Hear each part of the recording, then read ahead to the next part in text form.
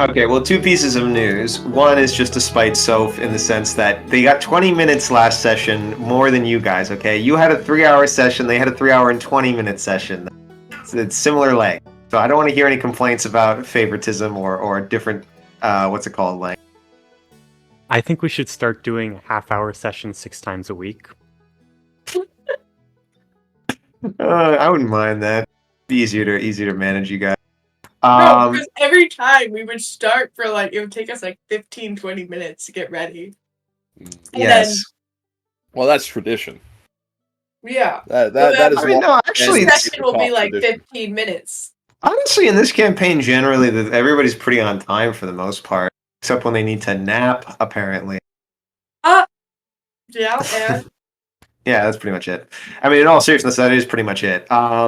Everybody usually is on time. We just spend 15 minutes dicking around, but what's the other thing?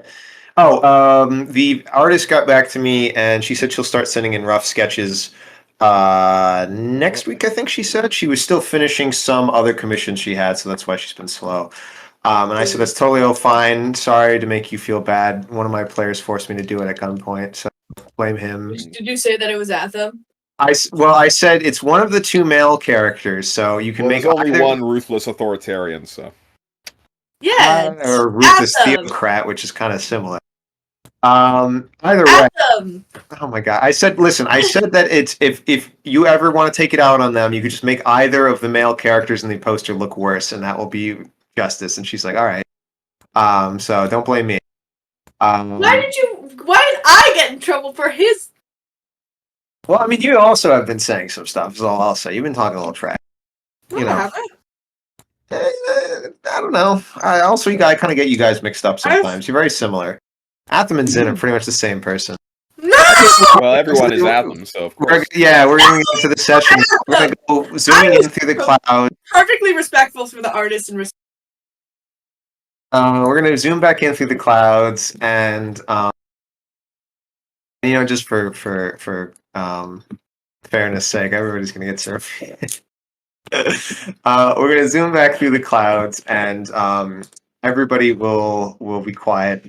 They're all sleeping peacefully, except maybe if they're not. But basically, we're going to go back to the, I believe it was Balon's Blessing, is what the ship's name was, as we glide back over the night sky through the dark waves that are now much more peaceful. The shadows break apart in the ring around the ship as everybody starts to get back to where they were. Zin is, I think, honk-shoeing asleep right now. Alcarab was on the deck for a bit. And Atham was making a what's it called? A dream call. I'll unmute you guys now that the mood has been set. And the question then is, are you? We got to Atham. I think everybody had like a few things they wanted to do before they went to sleep, and like we got to the next thing. So we'll stay here for a second and get around to everybody. Zin, I know you were preparing for bed. I assumed you were honk-shoeing asleep, but maybe you were up still. What do you think is going on? Oh, I kind of forgot how I ended last session. It doesn't matter. You could say that you woke back up or something. I wouldn't know it. No, I think I. No, I did what I wanted to do for the night in the last session. Honestly, he probably is honk-shoeing. Because I remember I took the little notebook out again, and I wrote like a little journal entry about the adventure, as I said last time, and then I think I let it dry a little more. And then I think I went honk-shoe. I want to ask this real quick. Could you actually make me a...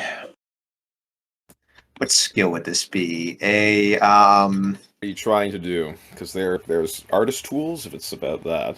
I would say artist tools or performance, maybe I'll even say. I did this last session. Well, it depends for what. What do you mean? I don't think you did I don't think you rolled for how well you wrote your stuff into the journal. I didn't know I had to roll for Oh, this is that. right. Oh, I thought this was drawing. You- I don't you- think you- there's any okay, skill for writing. I stopped. I Unless you're- just listen to me I for a told second. you what I wrote.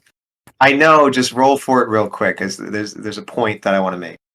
It'd be like, your He's gonna handwriting is he's gonna shit. Yeah, Is that that's his what I'm point? saying. Zin, it's whether how many doodles and like penises Zin draws like a normal teenage boy on his on his. No, he would not do that. Uh-huh. He wouldn't. He was just writing a little note. Well, you better roll well if you don't want that to happen. You Well, can, he's part you of the can church, control so my we do that character thing like where the that. monks do like the insane calligraphy, and it take them 10 hours to do one letter. Something like that, yeah, with the SpongeBob meme. Let's see. I did not roll well. What would the thing be added onto it? Yeah. Do your proficiency, why not? Okay. Charisma plus proficiency. Charisma plus proficiency. Okay. I got a total of 11. Okay. So now I'm not going to say you write shitty. Yes, you do automatically write because your character, I assume, at least knows how to write if you're writing. Yes. Well, hey, listen, we've had a couple of illiterate characters. I'm just making sure. We had Eb. Eb and Dory. Dory did not know how to read or write either. Because Dory was 8. I'm just I think explaining he was like myself. 6. Stop yelling at me. The point is that I want to ask though is that I think this is like the first time Zin has actually done something more on the artistic side. So I'm curious. I want you to. Cat. Well, okay, yes. While recording, that the first thing that Zin has done artistically, I want you to describe: is Zin good at it? Is he bad at it? Does he write well? Is it easy for him, or is it hard to come up with the words? God, I forgot because I said what he wrote last time, and I said it how I think he would, but the way he writes it before I like butchers, try to remember what I said. You said things along the line of like this is high what we Cyril. did, Yeah. and I said like you would have hated it. I remember that, and everyone laughed. Does he have a good sign? Like, is his handwriting well? Does it take him a long time to write it? Because I mean, it's not necessarily changing what you said. It's more about I want to know how artistically inclined he is. He writes like I feel like his normal handwriting is pretty just like I don't how to explain it except for like pretty average. Like it's not like beautiful and it's not like you can't like chicken scratch. It's just like average handwriting. Okay. And I think that's kind of how he does it the entire time because it's casual. It probably does take him a little bit of time to like think of each thing to say, but it's not anything like too strenuous. It's not like he's like ripping out pages and like trying all over again. Like he's just like takes him a second to think about the thing to write down, and then he writes it down, and then he just signs it casually, like Zin or something like that. I don't know. Mm-hmm. Okay. And he like marks the date, whatever the date is. Gotcha. Okay. You write that like you mentioned, it's the first time writing in a while that you've done. The book has a few sketches that, as you go through from Cyril, that kind of remind you of him, and as you write this remembrance to him, or letter or diary to him, however you want to phrase it. Zin, I guess, reconnects a little bit with his penmanship side, I guess you could say. Penmanship side. And yes. I love when I connect to my penmanship side. Me and my penmanship. There are two wolves inside you. My God. You, Zin, and the penmanship. And Lixius. So 3 wolves, I guess. Ah! There's 3 wolves inside you. Or no, just Lixius doesn't matter at all. Okay. No. Well, with that in mind, I guess we'll leave Zin then if he's done for the night. Yeah, he's gonna monk shoe unless he has a bad sleepy time, but I think he deserves a rest. Okay. He's gonna rest after being turned into a multitude of different types of sharks as we went through that. We go to Alcarab, who last was on the deck that I remember. Alcarab, do you need to sleep? No. I need to like meditate, or I need to trance. Which, just 4 hours a day of just sort of sitting with my eyes closed. this is not. I don't think Alcarab is doing that now. I think he'll like go to a room to do that, but he's sort of like just sort of sitting there, I guess sort of like meditating almost. Hmm. Um And he looks up at the stars, I assume, as part of his meditation. Or does he probably not, do you some think? A little bit? a little bit, but that's probably not like most of it. Like I think a lot of it is just sitting and looking just in general, some at the sky.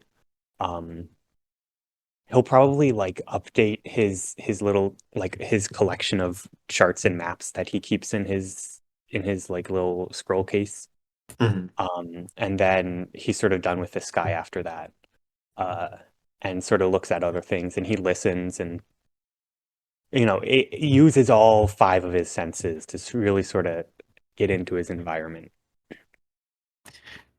Is there any constellations that he thinks are good luck, bad luck, things he wants to see, things that, or just he's kind of very clinical about it, where it's like, if I, this makes sense for this time of year, this makes sense for that time of year. Um, I tracked this pattern last. Oh, this is why my spell casting was good for this school. Blah blah blah. Um, he probably tries to be clinical about it, but he definitely has like a good amount of superstition.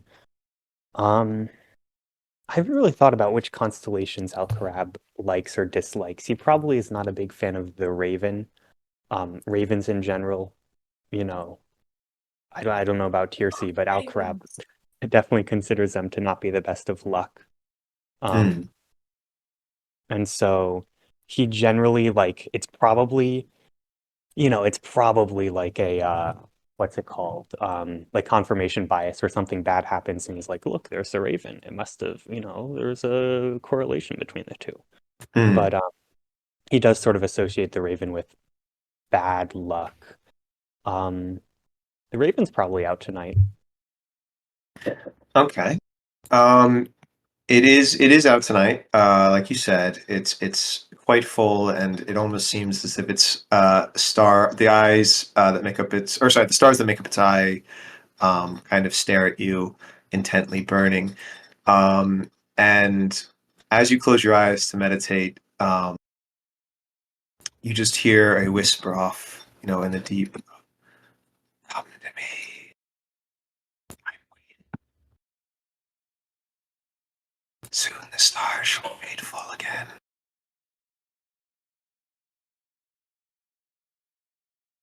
Yeah, And you he's you also hear one last thing is, I shall protect you. he's gonna he probably doesn't have any like outwards like response to that. Um, he just sort of like he listens. He accepts it. He takes it into his heart. Hmm. He takes it into his heart and he thinks. Um, and he goes back to his charge and his meditations. We'll go over to Atham then, and Alcrab. I think I would like you to write on your sheet for under character flaws, avian racist. I Sounds think that good. that's important to be noted. But beyond that, yeah, what I'm tempted to make some jokes about what happens when Alcarab sees a Kenku, but we'll leave that for later. Oh my god, he is faster than Ebb with the pillow. Well, oh Jesus, that's dark. For reference, Ebb smothered a toucan, which Yeah, with didn't the exactly pillow. work well. No, she killed him. No, I mean it did, but more of it just the pillow lining kind of just kept its beak together and then covered its like. I think they have nostril things sometimes for some species. I don't actually remember how that works. Um, Nostrils are a fairly common feature, I think. Yeah, something like that. Sometimes it's hard to tell though with how the beaks work. But anyway, point being is that they died. So we'll go over to Atham, who has just come back from his meeting, his power lunch with the golden turkeys and Cyril and or I think they were chickens maybe. Whatever. And he's gonna, I guess, just walk around the nexus of dreams a little bit. And I think you mentioned you want to make another call, which is fine. We've got time. Yes. Conference call. Conference call. Is that? Whatever. It's fine. The how many people are we putting in this conference call? If you're asking if it's legal, I'm pretty sure. It's very He nebulous. just has My to know lord, which is that characters he has to be. Well, I mean, it's fine as long as it's not like 50 at once, because I'm not dealing with that shit. But if it's 2 or 3, that's fine. Every sleeping person in one call. I almost said Cameron. Atham's been slightly hypnotically trying to like incept people with joining his order in sleep. We've got cookies, guys. I need to actually check to see how many I said there were. Do you remember how many I said there were, Sean? I believe you said there were 8 or 9. I forget which one. If Atham was the 9th. That sounds reasonable. We'll go with that. All right. Okay, so we'll have, let's say, people are ordered enough that things coalesce for a good hour or two. It's going to take a while to connect the minds, but then there is a large round table or actually, tell you what would a meeting of the minds? So let's let you describe it. What do you think a meeting of the minds would look like for the top guys? I think it's it looks like what I imagine is some kind of like tent in the middle of a desert that people just walk in the door, and there's a table inside, and everyone just takes their seat at it as they arrive. Atham's already there. Psychic papers sort of piled up around him as everyone enters wordlessly. So people enter wordlessly. Let's just, for the sake of ease, say that they're mostly hooded figures. 8 or 9 of them, or except for maybe Gideon, if you want to. He's included in the call, I assume. Yeah, well, yeah, he is one. He is one of the lords. Yeah, I didn't know if you wanted to make sure that just him. Hooded. Up to you if you want to give them a name or not. I don't have names for them. I don't have names for them. That was mainly the thing about hoods. I mean, I guess we just want to describe them. Yeah, you have 8 people with their faces looking a little weird, I guess. Sir, to be described later. Yes, to be determined. Sir, not to be appearing in this film. We'll do that thing where we overdub them in later. I'll get some of them at least. We'll just be on Atham, and then we'll just have that actor overdub their lines in afterwards. Alcarab coming by. Just shot to the back of the head, so we can cast them later if we change our mind. It's like when Waldo comes and chases you in the dream and captures some of them. He's like, "Damn it, we didn't get them. We got their stunt doubles."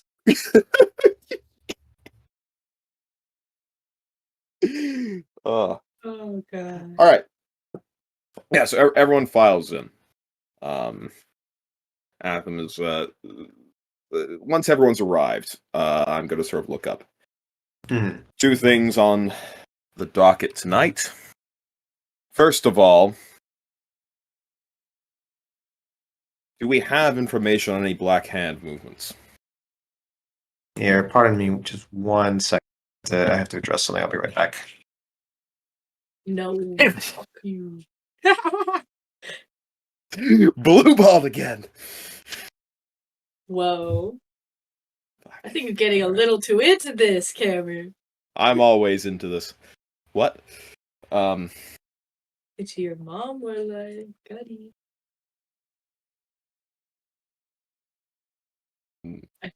I take that back. Can we server mute her again? No! No! Oppression! Sean won't give me admin powers, but he might give you admin powers, Will. I'd be fine with that. Wow. Oppression! Oppression! All right, I'm back. What's going on here? Oh God! Oppression. Speaking of oppression, I agree. well, we've got so sorry. Let me get back into this for a second. Yes, everybody's there. Hooded or non-hooded figures with Schrodinger's hood here. We've got 8 or 9. Again, the Shredder's 9. I will need one for Oros if you can just come up with that quickly. Sure. We'll leave the what's it called? The position a little nebulous, but Chogar. I remember I was going to have a character like this. So Chogar Kana. I'll put that in. What's it called? Important character. So the last thing you had said was, do we have any sort of reports for Black Hand movement? Is what you were saying. Yes. All right. There's some murmuring among the group, and one person will put their hand up and say, "Well, there was a. There's been a few rumors, as always, but for the most part, actually, we'll say this is Chogar because this would be relevant to them. Chogar says that besides the normal rumors, there has been reports of, for once, a Black Hand member making it to trial, although not an official member, and being sent to Scarthorne. Although apparently he's a small underling, but usually the Black Hand's much cleaner than that. So having one person even slip through the cracks to get to Scarthorne is quite a rarity. We've been discussing. They were captured in Oros. They were an Orosian thug, but we haven't really got much info. By all accounts, and those we've interviewed and trying to kind of follow up the lead, the person seems to be an idiot. That unusual. I don't trust that. More to the point. I want the Black Hand is out searching for someone. I want us to make it harder for them. Have every prison that we can get this to record as having admitted a small green tiefling. Okay. If the Hand is going to try and find her, they're going to have to search every prison in the world. Okay, we can put this out. A few of them start murmuring an agreement, and they'll say. Most prisons don't check their records, but that Black Hand will be, so shouldn't be too hard to get this done.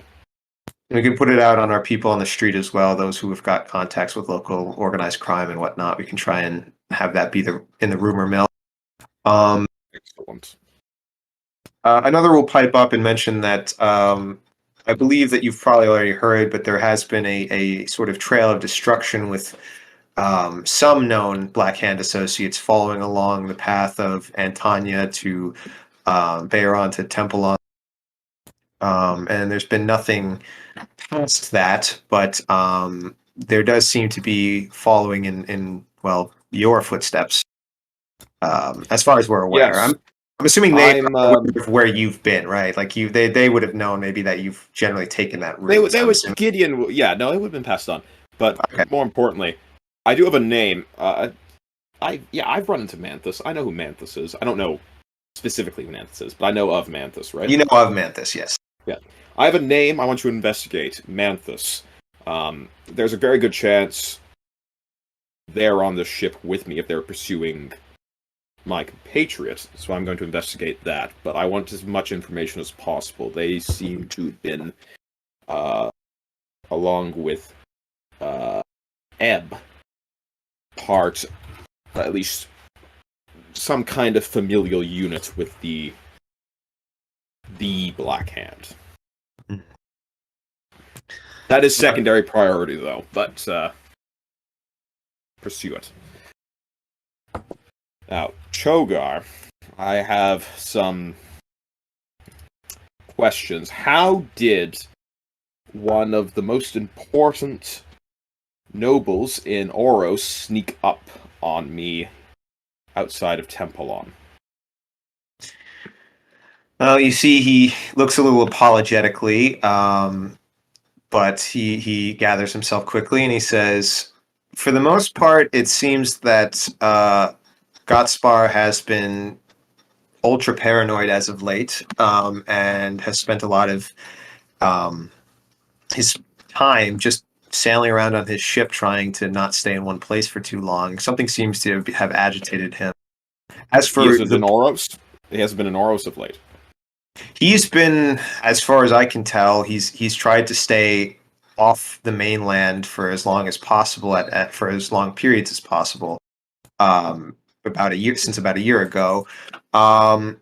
Just avoiding something or someone, some group. Maybe he's planning something on his ship. I'm not aware, as far as that aware, but he is returning now. He has made preparations with his house to come back on land now that he has Cyril. As for why we didn't know about Cyril Goldplume traveling with you, to be perfectly honest, a lot of the records were destroyed in the war, and it seems that both he and his family were eager to make him disappear up until this point. And Yes, that's fine. The blame lies with me for not asking.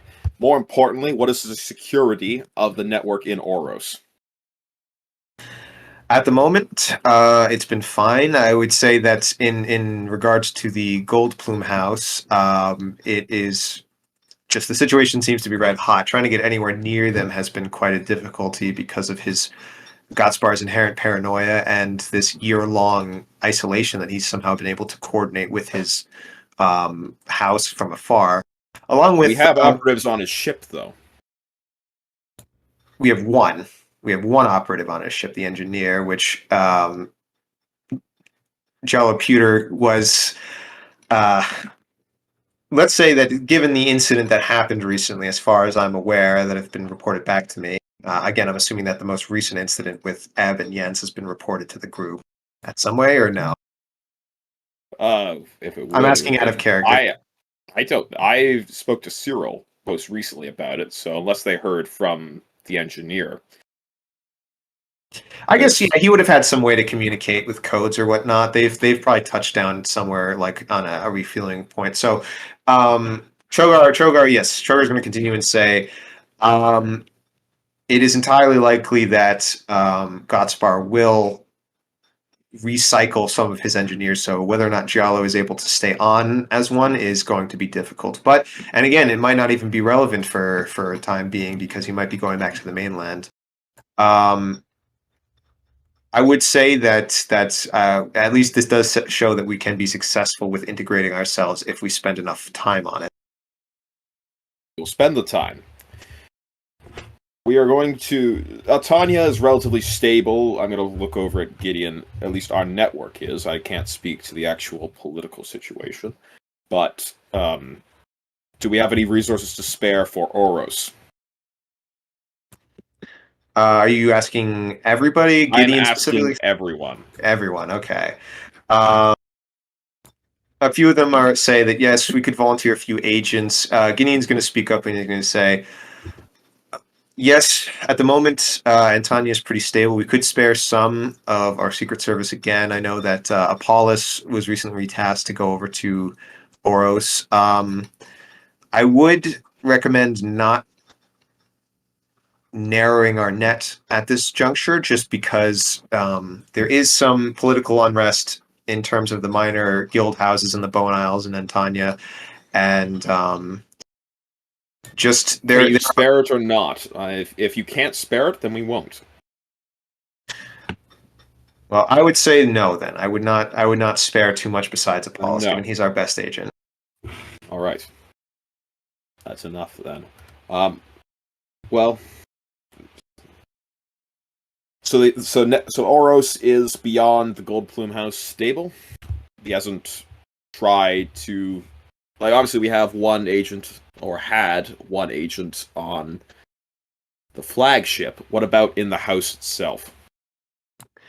That it's in the house itself. Nobody close enough to Gotspar. We are currently seeing it, given that there's now a bigger connection with family, we're seeing if he's going to try and call back to other ones. So Sylvia Goldplume, we're trying to contact and see if we can find her, but she's been somewhere in the Great Basin Ocean for a while now. If she gets recalled, planning someone with her ahead of time might be quite valuable. But no. What's your evaluation of Sylvia? Rebel, didn't just no interest in ruling, but quite capable. in her own right. She's proven herself at least that much, but she left family politics completely about 5 years ago and has really been seen only in the tabloids. All right. Yes, that is who Cyril mentioned for him to Yes, find. yeah, that's his aunt. Yeah. Yes, that is Cyril's aunt that is sailing somewhere in the Great Basin Ocean. We'll hopefully run into at some point, but actually, I could probably look for her with some divination stuff. Anyways, all right. What Before about we the go- conference? Any what do we have any concerns about that I should know about? I'm en route, but I'm taking a slight detour. Well, Gideon's going to say, for the most part, is it seems that there's been a lot of storms and navigational problems with a lot of the delegation ships, so things have slowed down. At the moment, you're in no rush to get there. There have been some security detail reports from multiple delegations and risks that there does seem to be something in regards to we believe, a horde or a pirate that's been burning villages and in the independent village islands along the way that has caused somewhat of a stir, but most people believe that it's just random violence rather than a specific targeted attack. Do all we have is rumors about it? Pretty much, they've just been attacking little islands that have no political significance and are basically just pirate coves and random isolated tribes. Right. So If none they that we would continue know. that, they're not a concern, but have someone delegated to keep an eye on reports for that. Yes, sir. And then a few. What was the other thing? Is Gideon was going to mention. He's going to say. Obviously, there has been some security concerns given that the Empress was assassinated. Artax has been quite stringent with his guest policy, so hopefully he's been able to catch any potential problems ahead of time. He's usually pretty good about that. For the most part, though, I don't know if we've heard anything about his feelings on any of the matters. He seems to be back in power, but most people assume that he would want to retire by now. Do we have an agent in each delegation? That'll be important. I want to at least have a communication line to each of the delegates should anything go down. Well, we have one in the Tempelonian delegation with the Exemplar. We have one in the Rhodian delegation right now. It's pretty easy, although how much they can communicate with the others obviously is a toss-up with the Rhodians. And then Oros, we're still working on it. We might get some. We can't really get to the gold plumes or the gold leaves that well, but we can maybe get to the security house that's going to be in charge of all the delegation security detail in the flower aisles. So that's what we have as an alternative. That works. Pursue that angle. All right. Is there anything else I should know? Well, there have been more reports of what we believe are Minervans around the Great Basin Ocean as well. It seems that everybody's starting to pile in. That is extremely important. Why wasn't that first mentioned? What are the Minervans doing? What's their strength? How Well, that's many? just it. It's all seems to be low level people. In fact, the main report actually just happened yesterday, where somebody was captured and sent to Scarthorne as well. But for the most part, they just seem to have been doing basic shakedown, piracy, almost criminal level activity, which is why it wasn't really reported. Is we're not sure if these are people using their symbols as a way to maybe try and intimidate others who would know, but that just seems ridiculous considering there's normal secrecy. We're not taking any chances with this.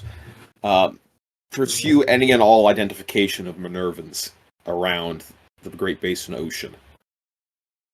All right. Shim is not an idiot.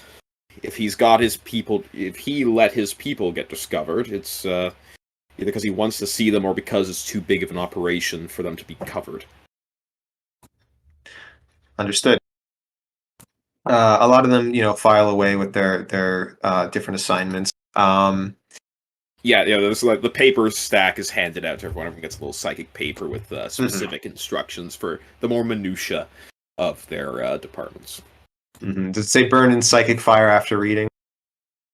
No, burn in psychic fire would be. We're in a mind space. This is all going directly into the subconscious. After my head for the benefit of our viewers at home. Well, they're not viewers if they can't see you tap your head. That's true. Oh, listeners. There you go. Elegant listeners. Yes, exactly. Elegant listeners. Elegant listener. He does this every. This sick son of a bitch. How dare he compliment the people who pay attention to our shit? Those dirty bastards. Well, as they filter out, they filter out, Gideon is going to stay behind for a second. He's going to sit down. He's going to say,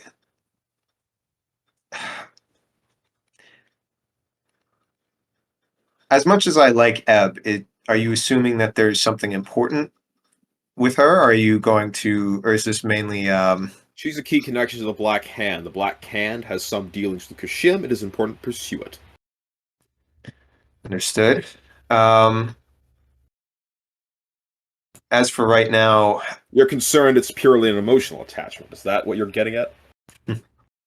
I don't know if I should be concerned or encouraging it if that were the case, but regardless, I think there is something that we haven't been able to make heads or tails of that has been worrying me, is the lack of connection to the moon, the spiral that has been out since Rivonia. I might be a bit biased in that it's causing Lander a bit of distress, but... We'll talk about emotional connections. But no, I agree. That is an important cosmological event. Reach out to the Temple on Department, see if we can get any researchers on it. We could. I'll mention that to them. They do have a astronomy college there that is good at this kind of thing. The flesh smiths are required for the palace, but you can reassign the more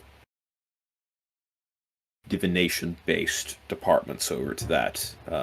If the moon is under attack in some form or fashion, it is important that we know exactly what's going on. So, true. Do it at your discretion. Oh, I shall. Do you have an estimate at least when you'll be there? I have a feeling, as I think that any fool could know. Yes, the conference, I have a feeling that something obviously will happen, but I don't know exactly what, and I have to admit, it makes me a bit wary. Last time something like this happened... Of course something's going to happen at the conference. There is far too much at stake for nothing to happen. If there was an incursion at your summit at the Red City, there's no way an incursion will at least not be attempted at the conference. Hence why I want to keep as much of a hand on everything as possible. If that were the case, I do want to broach the subject then, especially now before everything goes sideways. And we're beyond all recognition considering that of any sort of cooperation, considering that we're close to all-out war. Is there any chance we could try and reach out to any other groups that we have not included yet? Is there anyone that you think that we could tell? What's your suggestion? You must have some in mind if you're bringing this to me. Well, there are... The church is completely unknown. There seems to be fragmentation going on after Luque. So that's not a reliable angle to pursue. Well, that's just it, is that there is... The church as a whole, yes. The church in its fragmented forms, potentially, yes. or no, I know what you mean. Yeah, if you can pursue if there's a more open-minded faction within the church that you think is open to negotiations, I would encourage you to pursue it. well, that's just it. Is I think that there's Luke, but from what we've seen, he's consorting with demons, so that's out of the question. There's a few of the Azamars that we know, but getting to any one of them is a crapshoot, even for a king like myself. With that being said, you have an inroad to the top brass through the companion you have. And I don't know what your estimation of him is, but at the very least, he seemed to be an upright, a stand-up fellow when I met him.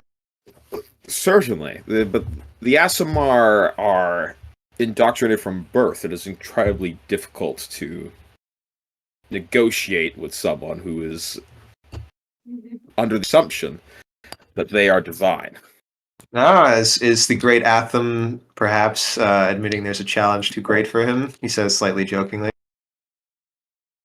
If I had the time, I would.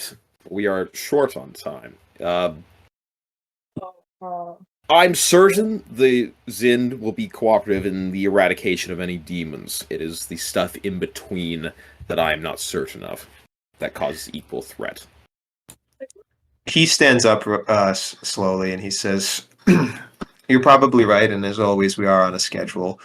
It seems that crises never really wait for the plans of men." But he's going to say, at the very least, I do think, man, maybe it's the father in me talking, that I think that there's something good in that kid that's trying to break out. And I think that if there's anyone who can understand his unique position, I think it might be you. But if that's your call. I agree, but it is difficult considering Aasimar are possessed by an angel. So that makes any approach to the subject challenging, due to the fact that the angel can, and I've seen this firsthand, possess and control their actions when in moments of stress. Well, we could talk to... Did you want to say something, self-interjecting? I mean, it just got dramatic out of somewhere. I was just gonna say that Atham just can't deal with teenagers, that's why. Well, he's not even a teenager. He can't deal with kids. It's just so funny. It's just so funny because Atham's just like, I can't understand. I can't understand the children, the youth of today. I can't they do speak it. in such vulgar language. He's like, Atham, okay. There are some ways to separate. There is religion and whatnot, religious scrolls and things like that do talk about separating souls. But at the very least, you could perhaps try this. I do remember in one of your reports you mentioning that you were able to see Zin by himself at the very least in one of his dreams when you were warding off from that beast. Facilitated by, I'm not calling him Waldo, but Waldo. We can say we'll come up with an acronym for that later, and we'll just say that's why you call him Waldo. Is Big W. Well, here we'll do it like this. He'll say that just based on an old legend, there was that thing that you mentioned that you were chasing off at some of the brass and some of the soldiers. I've been calling him Waldo as a nickname. I know it's a bit crude. It's too late. We're pot committed at this point. It's yeah. All right. That was facilitated by a greater entity identified as Waldo. I wouldn't say that is normal circumstance. If we could have something to replicate that circumstance, then yes, but there's also no telling that this is also something, actually, if once Apollos is done in Oros, I want you to pursue the name Lixius. It's one of the angels of purity. I want you to find out its history. I'll keep an eye on it. Best you can. It's probably I don't expect much to come out of it, but if there's anything, it would be extremely useful. He dusts himself off a little bit, and not entirely unrelated to our current discussion. Sounds kind of. He nods a little bit. And he says, I understand, and if the opportunity presents itself again, I hopefully Zin will listen to reason if he does come up, and I hope that your fear of teenagers won't manifest too hard there. But he'll say, I Adam will say just gives that. you a Okay. blank stare. He has no idea what he's talking about. And then he says, I'm not even sure Ebbs is a teenager. he smiles and walks out, and the dream will dissolve. Yeah. I guess we'll say that that took a while. It's getting close to morning. You can meditate for. I think. Do you need to at least meditate for 4 hours? I I believe. need to rest. I just need to, as long as I can't be doing like I can't be taking actions and stuff, but I can like walk around. I just can't be. It's the same as for Warforged, right? They just can't be. It's like their sentry mode where they can like. Yeah. They just. That's what I'm saying is, yeah. You just have to at least like I not could do be anything. like walking down a path, and I could do that, but it's I don't have to meditate or anything. So I'll just I'll continue writing.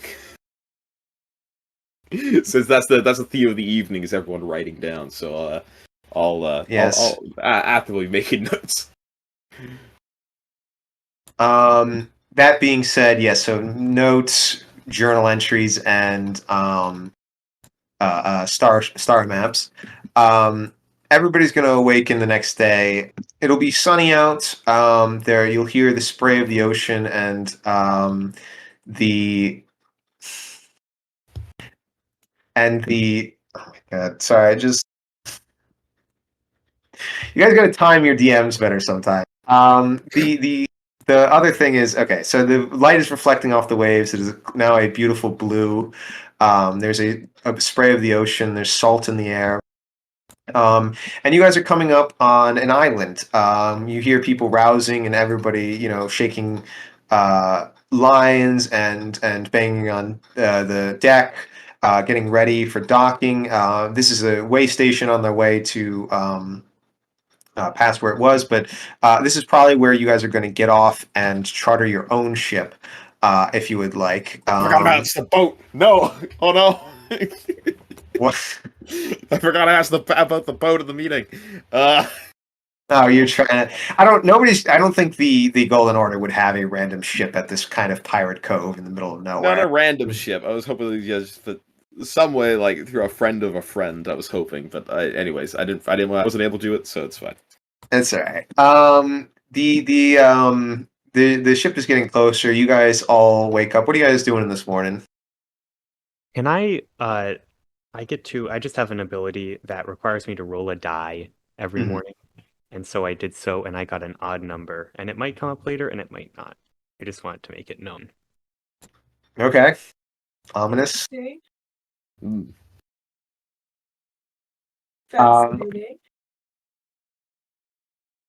Let's see here. Yeah, what are you guys? Atham, the sun peeks through the porthole as you're writing notes. Breakfast is starting to be served. You guys can smell the oats again. Zin, what do you want to do? I wanna wake up. I don't know. I'm gonna go. I don't know. I just gotta get up, do my morning routine. Okay. Captain, which room did you guys put Captain Grima in? By the way, he's Ebb's room. Just by himself.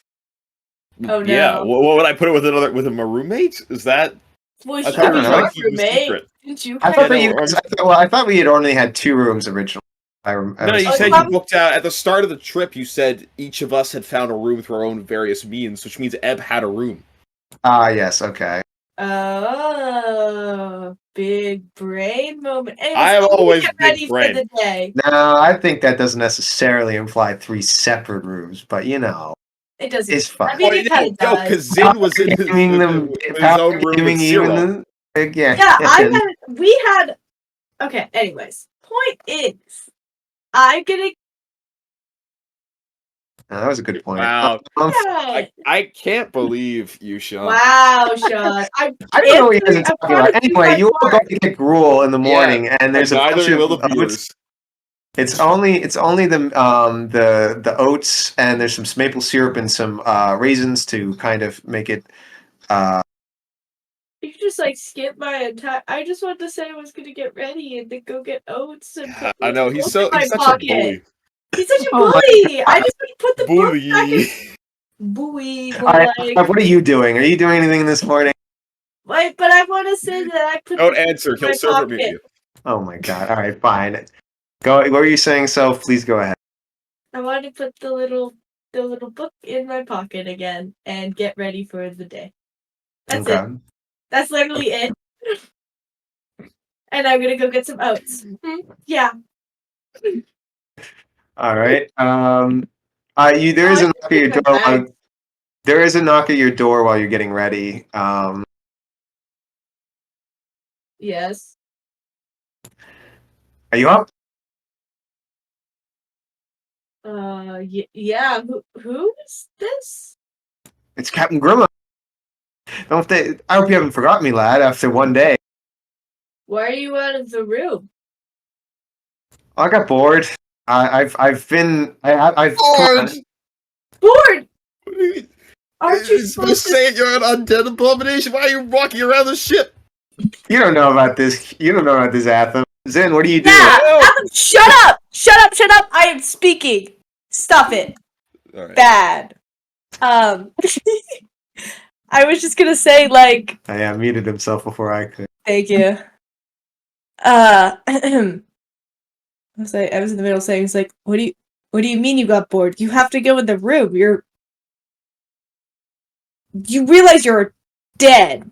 A walking dead dude. Am I? Will just shut up and went, walking dead. Like, Are you a fan of that show? No, I've seen like 2 episodes. I Oh, just thank thought it was God. a funny reference. That show is The Walking Dead at this point. But all right. Anyway, I didn't know it was still going. I think it is. Anyways. Even after spin-offs. Anyway, Kevin Grimma is going to say, "I'm dead? Did nobody tell me? I'm shocked. Positively shocked, my boy." Okay, but look. You have to not wander around. I think that was the deal. Are you still saying this to the door, by the way? Oh shit. Yeah, I didn't think about opening the door, but I probably should do that now. Do you? Yes. All right. Is he not You there? immediately take 150 points of necrotic. No, I'm joking. What? I'm joking. I'm I think joking. into that anyway, so fuck you. I don't think you're immune to it. I think you're resistant to it at this point. I forget. I think at higher levels you're immune to it. Anyway, enough of my. I What? never leveled up. Oh my God! Don't worry about that. Just. I should make you lose at this point. My computer's not working. Give me a sec. Okay, yeah. Anyways, I opened the door. After I stomp over to tell this silly skeleton to like do the one thing we said. It's like, well, listen. I've been adrift for I don't know how long actually. I just wanted to play cards or hang out with you guys a little bit. I mean, I like you folks. Come on. It's not a crime. Yes. And then Zin And immediately Zin's just punches him. No, Zin just goes, yes, I want to go get some oats. Just stay here. Or we'll find Atham. He could do something. No, Captain Grimma knows when he's not wanted. He goes back to his room. Oh, I feel so bad. Alcarab, we'll go to you as Zin goes to breakfast. What are you doing this morning? Alcarab's probably been up for a little bit, because he doesn't like sleep that much. So he's probably been like sort of poking around the ship a little bit. like just sort of wandering and like opening doors that look unlocked, um, and that look like also they're not like have somebody in them. He's probably run into like Captain Grimma at some point, um, like in his recent wanderings. Okay. He's also just kind of bored. Um, he's just wandering around. When like morning comes and people start to like should like wake up and stuff, he's probably just gonna go up, get breakfast, um, probably look for Zin and Atham. We'll say that I guess Zin, just because of the chronology of this, Zin gets there first. Zin, you go? You're up there early. You can go grab the oats quickly, get some water too. Do you save a table for the rest, or what do you think you're doing? I sit down at an empty table, and if anyone gets too close to me, I kind of give off the aura of "don't come near me" if you know. Just like I'm eating my oats. So technically, it's not purposely saving a table for the group, but like the group can come over and sit, and he won't bat them away. But he's mostly just like standing his ground. No one else is allowed to sit with. You There's not hear a little using it. shuffling. Before Alcarab gets there, I just want to say you hear a little shuffling behind you, and you hear someone say, Holy One?" I go, huh? I have to wipe some oats off my mouth because I was in the middle of eating my oats. You turn around Yeah. to see a young couple, a man and a woman, late 20s, early 30s, with a child in a little bit of a swaddle, or swaddled, I guess is the proper term. And they're looking at you kind of with puppy dog eyes.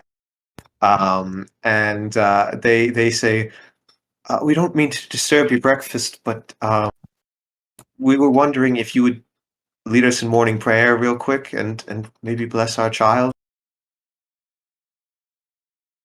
Oh, many things go through Zin's mind in an instant. It's, I don't want to deal with this right now, but also, shit, this is my job. I have to look good. He just wanted to eat oats, but he has to do this. Okay. Sure. And I guess he does. I don't really know how it. Well, that's part of the role play here. I want to hear what you think a prayer. It doesn't have to be perfect. I'm not going to like put it in a document somewhere saying that this is the official prayer or whatnot. But I would like to know what it sounds. Okay.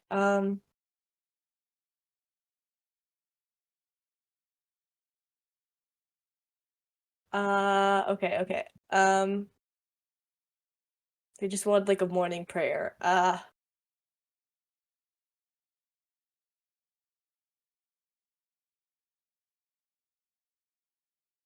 I don't know how to start this. I just want to say, the angels, um, the generosity. With the generosity of the angels, we have yet another day and yet another meal. Kind of looks at the oats briefly. We thank the holy one, the holy angels uh for this blessing, and may the light of the heavens shine upon us for another day. And he just does like a little little thing with his hand where he kind of just like goes like I don't know, like this. I can't really explain it. And then he does like a little my mind goes to do the cross symbol, but he does some sort of little thing with his hand Well, I tell you what, to help you out over real the quick, child. I've been trying to figure out a good symbol for the church since you can't use the cross, and that's such a good one to use and like easy. But the holiest thing that there is the angels, and the thing that you look at the angels by is the wings. So you can make usually I've been having a symbol for as wings as like the church symbol, or that, or like a six winged thing like the seraphim or whatever they're called, seraphim, I think Yeah. Oh, I think a symbol for the wings for like that, like a hand symbol could be like you reach over each shoulder. Yeah, that would work And well. so he kind of reaches he like kind of blesses them by like moving his fingers like in like a trio thing like this, and he just does that over at least like their shoulder. Mhm. And I think that's it. I don't know. I stuttered so much I didn't know what to do. No, that was good. That was good. And I mean, it works for Zen. He's not done this much. So you do this. They bow their heads in prayer with you. They give their child, or they put the child towards you for you to do that. And you can see awe and wonder in their face as they feel very grateful to you. And they say, thank you, Holy One. This has been a difficult journey for us. This means the world. And they retreat back after a little bit, and they smile at you and wave as they finish their breakfast already, and they head back to their room. I like Alcar nod and go like okay. that. You do the hand thing. Alcarab, you witness all of this. And I guess just what do you think Alcarab thinks upon seeing this? He's not had, I don't think, much interaction with the church based on what we've talked about. Yeah, he's probably a little confused. I'm trying to think of how much like he would reasonably know about the church. He's probably aware of its existence, but not really like not much more. Hmm. Like it's just something he's hasn't really interacted with that much. Hmm. So he's probably a fair bit confused. I don't know if he necessarily even recognizes this as like a church thing rather than just like some people were blessed by Zen and then they left. So you are able to kind of, yes, see this. This is a bit foreign to you in a certain sense. This is a bit weird. And you go over to sit down, I imagine. I mean, do you think you want to talk to Zin about it at all? Do you go get your breakfast first and kind of wait a little bit? Do you greet him with something else? What do you think you do after you witness this kind of odd display? Because it all finishes up, they go away, and it's just Zin, a few other people, and Zin sitting at a table that's big enough for you and Atham. He probably saw it, kept an eye on it while he circled around to go like grab breakfast. And so he's gonna like approach Zin with his oats. Uh-oh, hold on. Sorry. My mom's calling me. Okay, we can take a quick break No, if it's you need. fine. I can ignore her. So he probably just um hold on. He probably just approaches Zin with his breakfast. Uh, good morning. um, morning. Um, it may be a bit what's the word? Hold on, I need to look up a word. Um, it may be a bit gauche Presumptuous? gauche to ask, but what was the whole thing you were doing with like the people there? Like blessing their oats or something?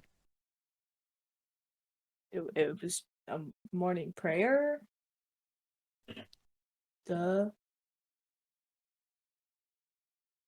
Okay. They asked me to lead them in prayer and then bless their child. Average stuff. Wait, you don't know what that is? You had the sense of a heretic on you. Well, I knew it, but also, how could you not even know that? Hold on. Sorry, I'm sending messages secretly. God So- damn it, Will. Well, I can't just be like, hold on, and then not respond, and also not give an excuse for not responding. That's true.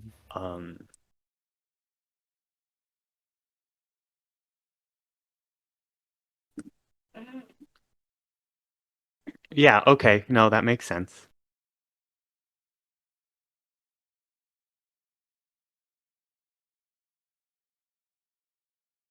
He's just gonna like drop the matter. He's just gonna like just start eating his breakfast.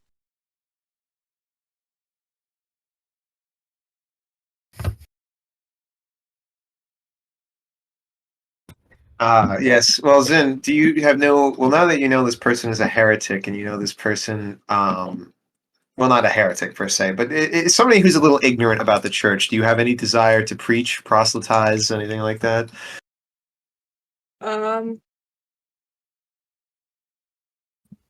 Honestly, he just and he just continues with his oats. He doesn't have enough energy for this. He doesn't really care that much. Hmm. That's I feel like Zin should care, maybe. Like I feel like of all the people to care, Zin is one of the ones who should. Like he does, but also at some point, like he's gotten used to people like travelers, like you guys, just like he assumes heretics, like you guys are beyond saving. You're just kind of useless. let it be known that you can be, indoctrinated since birth, but as long as your boyfriend isn't around to make it interesting, nobody cares about the church. No! That twink, that I don't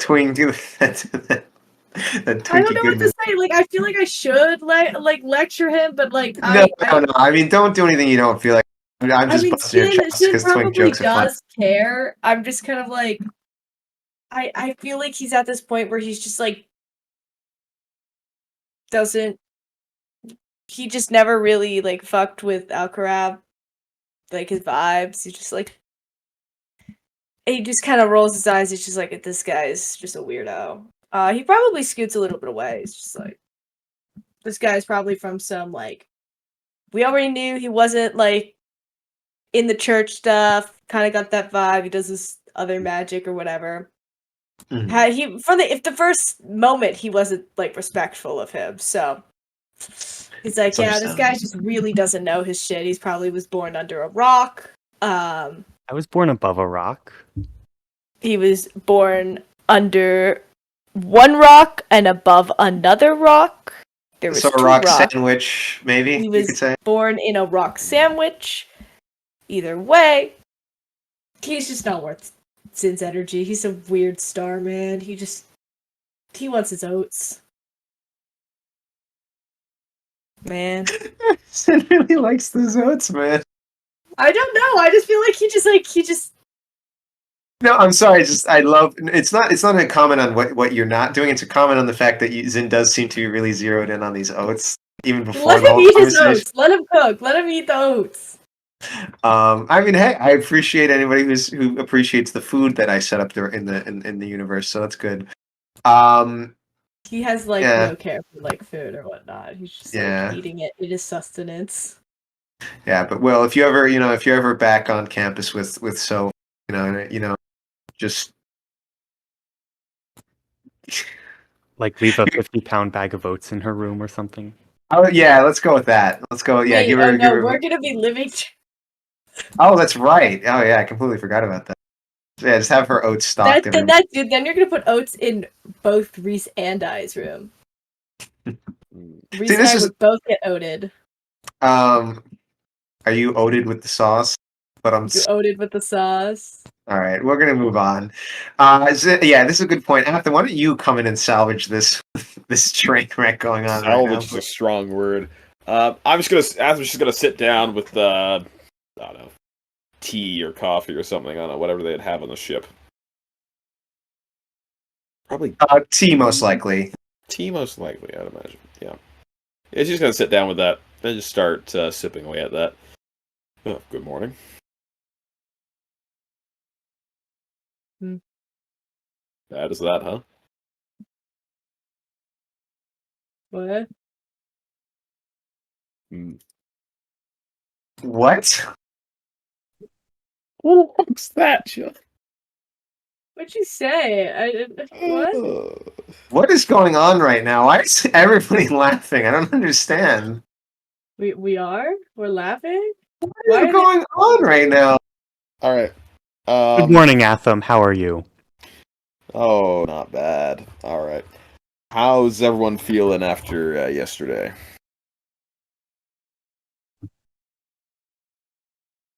I'm not bad. I enjoyed Oh, good. the rest. Oh, excellent. All right. We should be landing in port soon, so we'll need to pursue chartering a ship of some kind to get us to Scarthorne. You have the coordinates of the astronomical event you wanted to? I guess it is astrological in this world because we're a bunch of fucking savages. There's a science to you- it. You can just you also use said- magic. You said that, not me. I continue eating my oats. Right. Yeah, so what's the game You- plan? Or the plan? You've narrowed down the position, right? So we just need to find a ship, and then we can head there along with whatever stops along the way for our friend, the captain there, and the like. Yeah, I should be able to guide us to Scarthorne. Cool. Do you have any plans for like a ship? Have we looked into that at all, or just winging it? I maybe can use some. I doubt there'll be church boats here or anything that I can use my influence for, but I could try. I didn't have an exact connection for here, so I mean, if we wait long enough, I could get something, but it would take time, and We I'm don't not too have keen that. on that. I agree. How many So- days again until the meeting? Yes. Because I certainly cannot afford to waste too much Yeah, time. we'll minimize as many delays as we can. It should be fairly easy to find a boat we can just quickly charter. If not, we can look into alternate solutions, but we should be able to find something. It's a fairly active port, and travelers charting ships isn't out of the question. In Yes, fact, but I it's want to. fairly normal. What's our distance again? Like I also like both in That's a character good and out of question. character. What Like, are you? how long will a trip take if we take this? That's a good question. Divergent. If only I had Because- measurements about this world. That's You ain't also getting a question shit. for John. I Fuck you. know. So answer the question. No. You hear land ho above from the crow's nest all the way down in the ship's mess hall. The answer is you don't fucking know because they specifically designed the Great Basin Ocean to be fucking confusing because it's not supposed to be specific things. Islands literally move, and not just the ones that have vine tentacles on them. Whirlpools, floating islands, storms that will completely change your direction, not just because it's confusing, but because it also literally flips you around somehow. Those are all common within it, so it kind of really depends. However long it gets there. These are all backed up by marine biology. Tell them, Max. Anyways, He's still there. then I'm gonna turn to Starman. That's not marine. No. The Star Guy knows the stuff. I'm gonna turn to Alcarab Yes. and ask him this. He knows Do you the have position any- we need to get to, but Do you know how long this would take us? And Well, Sean, do I know 3 how long- days. 3 days to get to Scarthorne. You don't know how long it gets to what's it called? then from Scarthorne to. How many days do we have in general until the conference. conference? Well, the conference is being delayed by travel to the conference because they are dealing with the same problems we are. So honestly, it's equally likely that no matter what time we head for it, we'll arrive on time. That's not very helpful. The Great Basin Ocean isn't very helpful. Oh my god. There's a lurch in the cabin as you can feel it slowing down as they're starting to get ready to dock as it gets into the harbor. Yes, you probably should start gathering your things in your cabin if you want to disembark immediately. Oh yeah, no. I will do that. I'm just a little bit annoyed because I don't know if it's how long this thing is going to be, and like I need to get there. Doesn't really seem, now that I'm thinking about it, like a good idea for me to go to the fucking prison. Now that I think about it. Well, the church does have specific pull there. I mean, that's why Gronson is there. Legend I that don't he know is. who Ron Gronson is. I only saw your messages on him, and I haven't been able to hear the audio. Ron Gronson, I am coming to. I guess I don't know. You don't even They know if all you don't said like him. I know, but they all said that he's cooler than me, and I don't know how. I don't know how that sits. So he either be really awesome, or else he's going down, Buckaroo. I just sort of a regular dude. I just try. I try and add like a character who that people will like from your faction. I try and do this with everyone, and the second I do, instead of liking it, Zen. No, I want to like him. I want to like him, but I think the thing that is making me personally as Soph. You've got fantasy I penis. like it. Right? It's because they're all making That was fun already of me. true with Cyril. Yeah, like you guys can say Cyril's the best. I don't care, but like it's different. It's different. This is a rare. He's from a different paladin order too, which nobody even bothered to ask. Which I was like, oh, I've set up all this stuff. Didn't know. I wasn't. You don't have to know. You're not in that session. You haven't met the character yet. Exactly. It's fine. I'm talking about the others. Nobody, because I specifically like the different orders I've made for the paladins, in the Church of Purity. They're cool. I still think the Order of the Illuminated Heart is a very cool name for a paladin order. Which it is. I agree. And it's the coolest because I'm in it. I was gonna say, yeah, you never even said. All right. Well, the ship docks. I guess you guys all go to your rooms to grab your stuff. I assume. Yeah. I will also. All of Cyril's stuff is there, right? Yes, but he doesn't have much. Just a couple books and like some clothes. That's about it. Well, I'm bringing that with me. Okay. Atham, if you want to know the identity of Waldo and all of the important characters who are trying to kill you, speak now. Well, that's fine. Alcarab, what are you doing before? What are you doing before you get to you get to your cabin? Now, you've had an interesting interaction with the rest of the group, and this is why I was warning you about lone wolf stuff earlier. I'll just as a side note. I hope you understand why I was trying to get out in front of it. But how are you feeling about working with this group so far? Like, just what do you think? Alcarab is wary. He's trusting. What is like his is he enthusiastic? A little pessimistic, even if he's trusts them, or like they're like, oh, we're all gonna die. They certainly seem capable. I wouldn't say he's like afraid of dying or anything like that. Let's see. Yeah, but he's sort of like, well, I just sort of want to go to the place and look at the stars. Like he's sort of eager to get it over, like to just be there. And I don't know if the group he's with is making him any more willing to enjoy the journey, if that makes sense. It does. You guys all, how are you gonna? You guys get in, and Zen, you're next to Captain Grima, so he is, also it's like, we disembarking.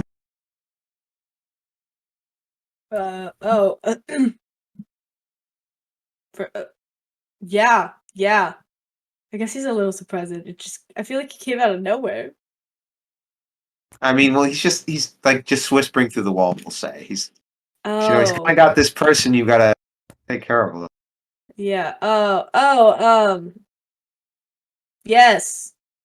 We are get your thing. Yeah, it's just well, I mean, it's multiple things in one thing. So that works. How did you want me? I know you were a little touchy about me walking around. How do you want me to do this? Do you want to put something over me, or what are we doing?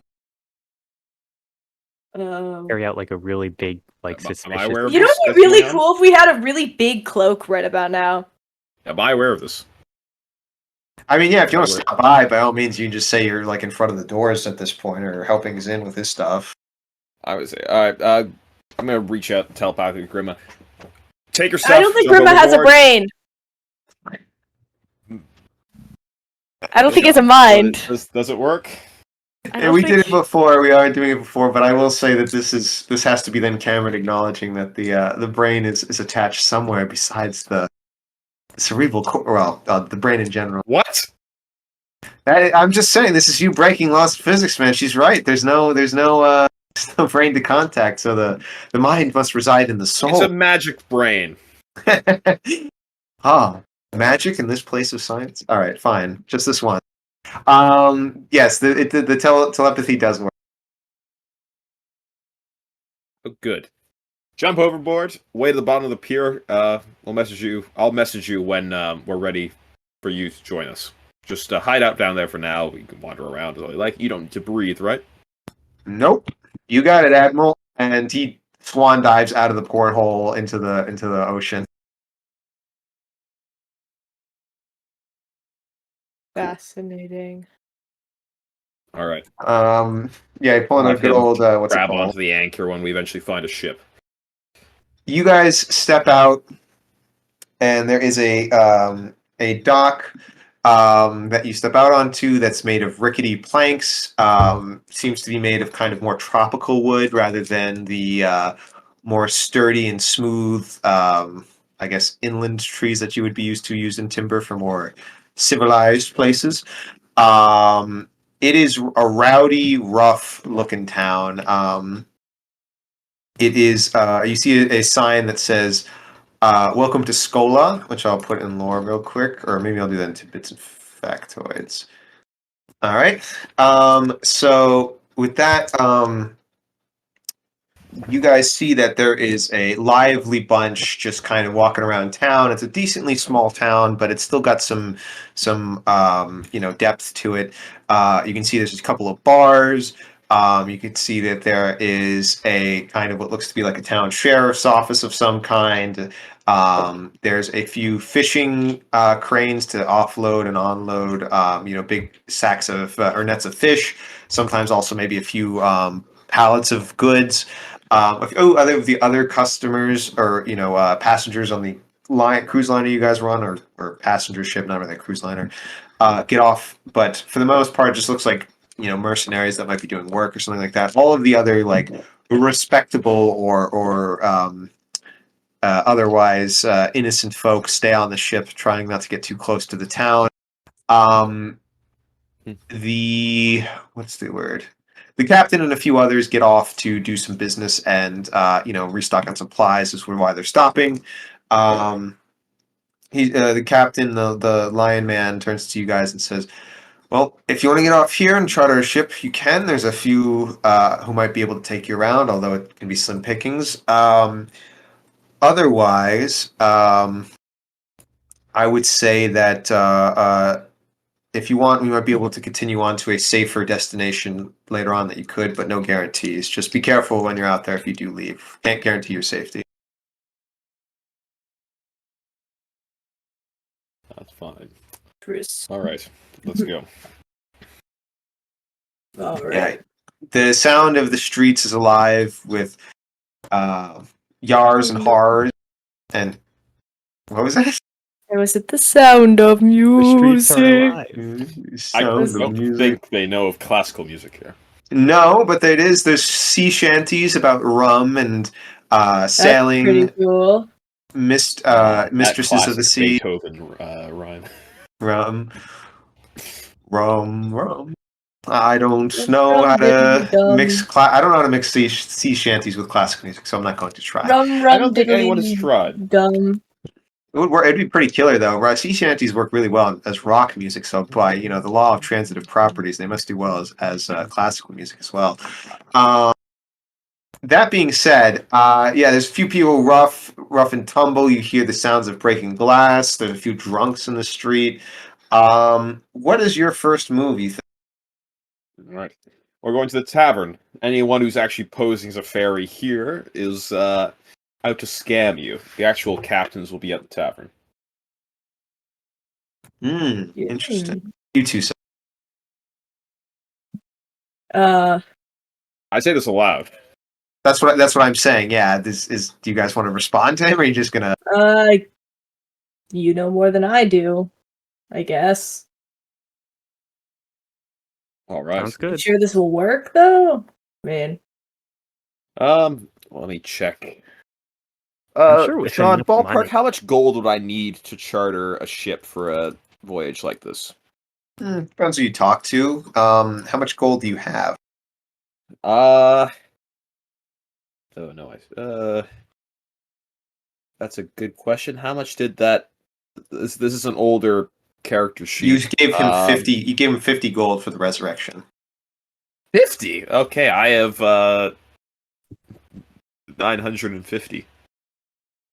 That's a lot of money. I don't know how I much haven't money I spent have. anything. I didn't buy magical items like you guys did.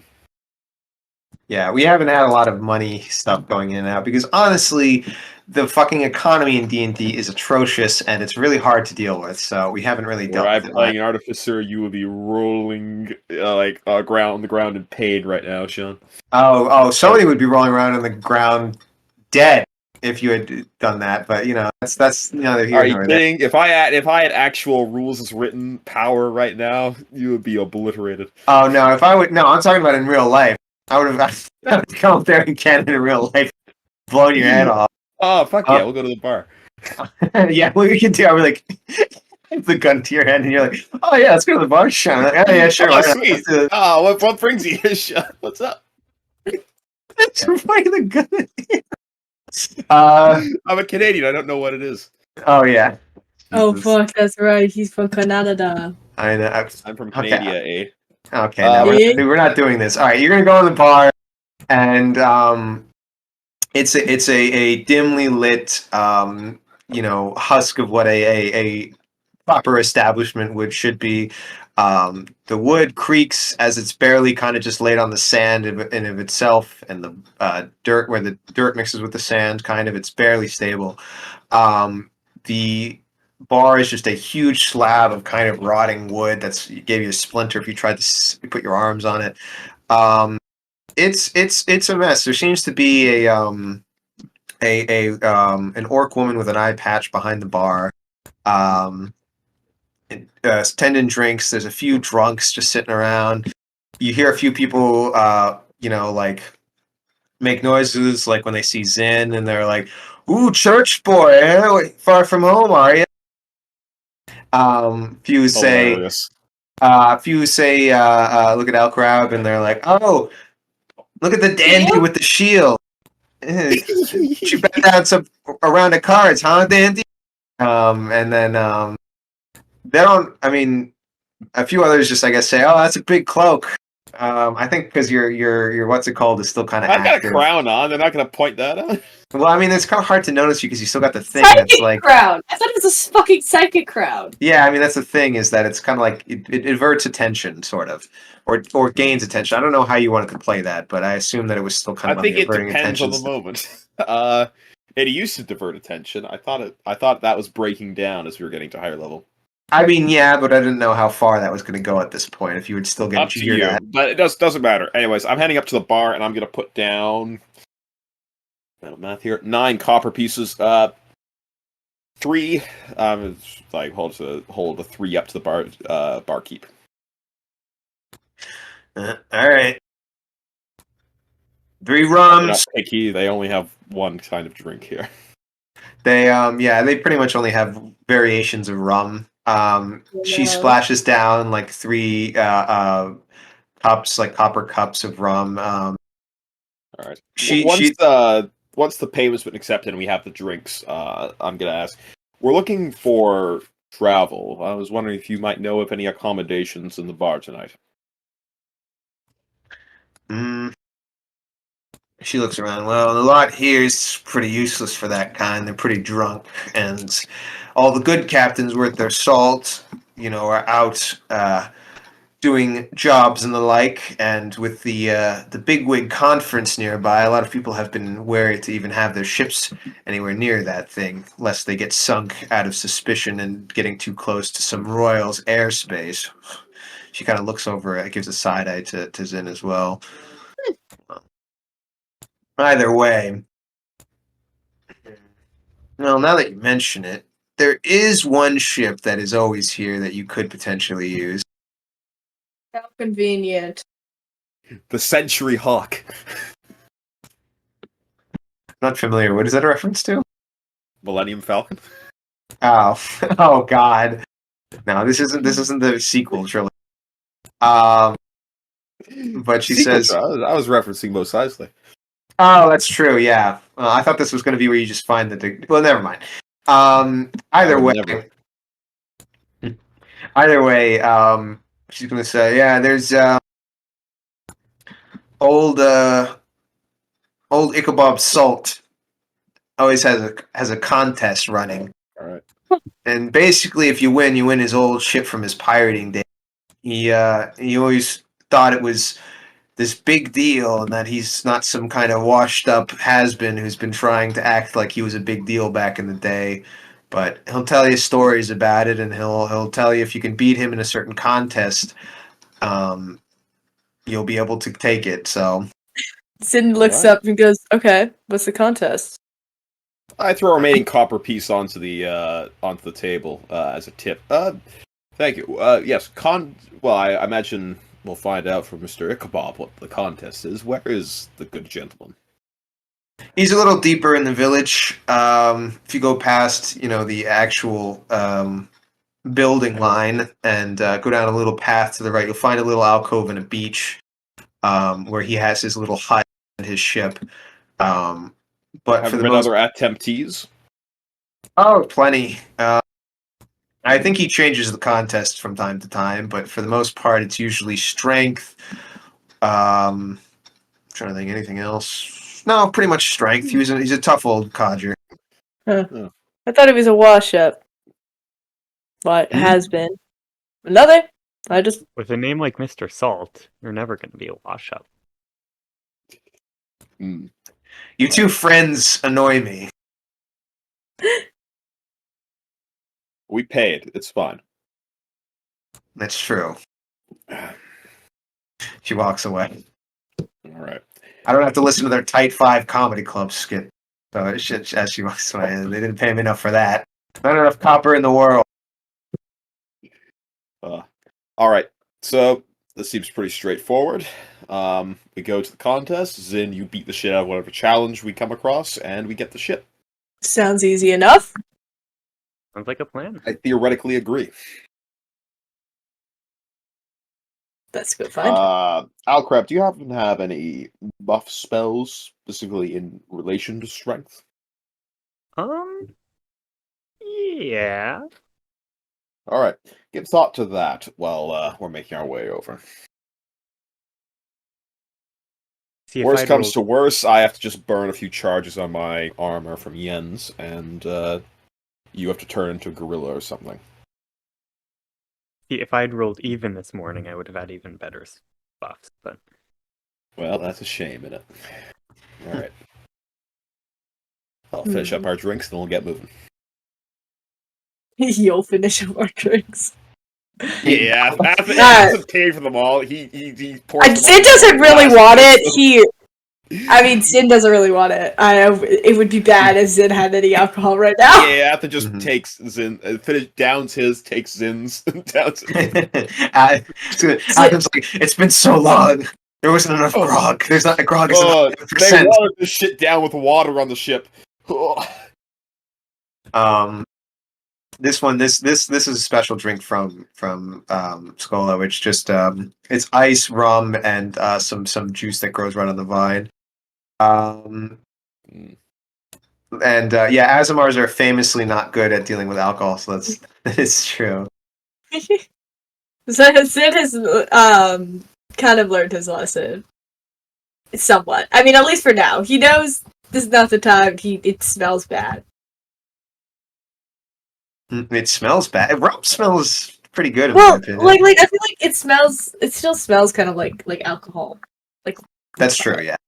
It's kind of like a dragon fruit, like Well, rum you are young, ice so. mixture.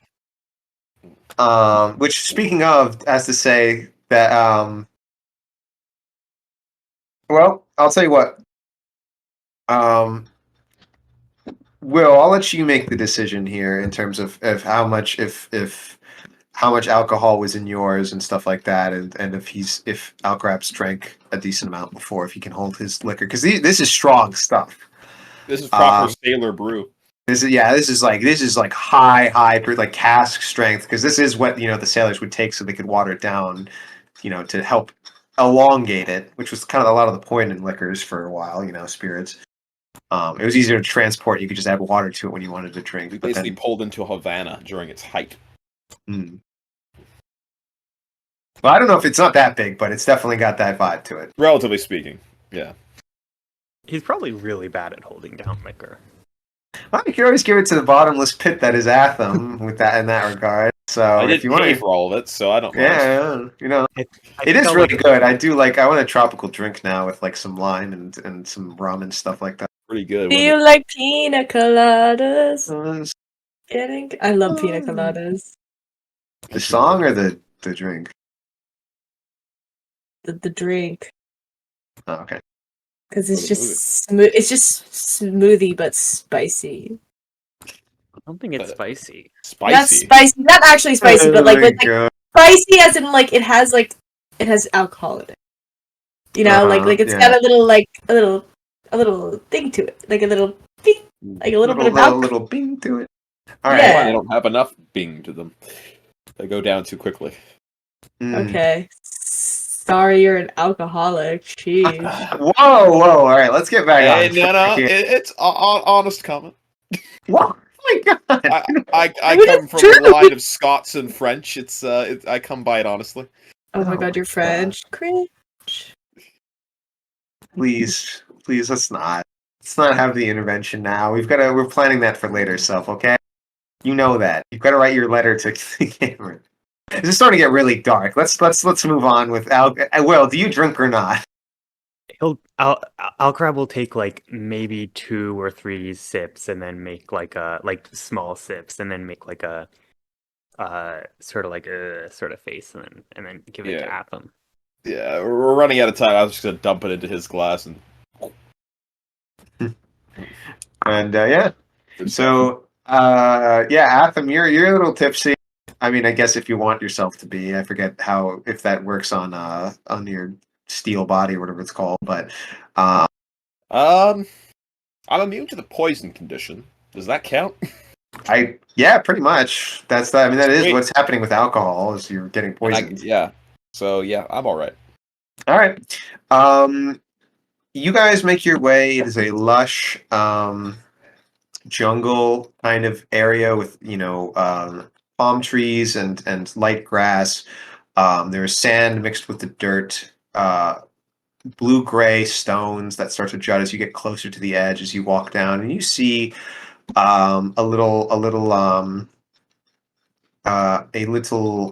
Havana, or almost, I guess, would you call it like a Havana? What's the word? Havana. Havana. That's what I'm thinking. Not Havana. Yeah. I thought that was also partially the name of a type of building, but I guess I got that wrong. A little cabana on the. Yeah. No, I'm like, it's not. I'm just mixing stuff up. Far away as you get closer, you see somebody rocking on the porch, and as you kind of get past the little twists and turns as this opens this little alcove, you see a kind of not derelict, but definitely older ship. That has kind of been worn down by age. It's whole, but it's definitely a little past its prime, so to speak. Things have been kept, but it's about as much as one man can do for a whole ship. It's anchored there. bobbing slightly. It's not the size of a huge like multi-sail It's galleon. like It's scooter or something. yeah, it's like a scooter, skiff, whatever you want to. Skiff. Yeah, I was imagining skiff. It would be bigger than a skiff because a skiff is a smaller boat, like a sloop, probably. Yeah, I sloop don't know or something. I half know my naval terminology. It's got it's sort of like a one sail kind of trading vessel sort of a thing. It's not huge, but it's still I got think a that's- sail on it. It's like Sloop sloopy. or a schooner. Well, listen, I know think that the schooner three is people who watch If this only are, we had Google to help us out here. oh my god, I think Oh my schooners are God. two-masted. I think One masted sailboat. Yeah, is a sloop. all right, yeah, sloop then. That seems to be from somebody's what's the word? Smuggling days. So I guess yeah, if you want to call it a Millennium Falcon, it's No, I gave Thousand legally Eagle. distinct century hawk or a century eagle. Up to you. uh, Oh my um, God. What a Eon, piece of no, junk. the Eon Eagle. Piece of junk. How dare you? You see, I guess if you say that loud enough for the man to hear, but I'm if just not, quoting Luke Skywalker from Star Wars. She made the basin run in 12 leagues. oh my god. Nerds. We could say this. We could do this. I could also make a similar explanation on how it's the significance of the distances makes sense rather I than mean, them honestly, using. given the fact that you said you get turned around a lot, being able to make it in a straight line is a great skill. It's true, and that's exactly what Ichabod Salt you said. She could make the Scarthorne run in 12 leagues, which doesn't make any fucking sense. But I just got really lucky and was really close. It was really close while it was passing by. I just kind of passed under it, if anything.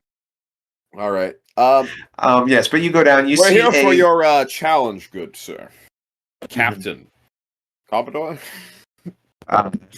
Well, Sonny, these days I'm not much of anything. Well, you want to charge a ship as a captain. I like this. I like the sound of you. And you see that as he's rocking back and forth, you can see that it is a man with heavy, thick-set glasses that are like sunglasses blacked out, and he is an old bugbear that has a long beard that is just rocking on this massive rocking chair with a beard that is like down to his belly, kind of, and he's stroking it and just saying, "Come to take part in the challenge, have you? Want to take the old girl off me?" Well, Yeah. we were hoping to. We stand ready and waiting. What's the challenge? Impatient, are you? Oh well. A little I guess bit. the young don't. Young don't know anything of patience. Well, I guess we can get right to it. He stands up. He is massive as well. He's not as big as Nissi for those who have listened to part of Scarthorne, but so not as big as a Minotaur. Sometime in the next 5 years. Eventually. Come on, I think he's I think you guys have been doing a good job considering we've got 2 episodes a week to get through, which is quite an achievement. I think I get them out tomorrow. Anyways, nonetheless, continue.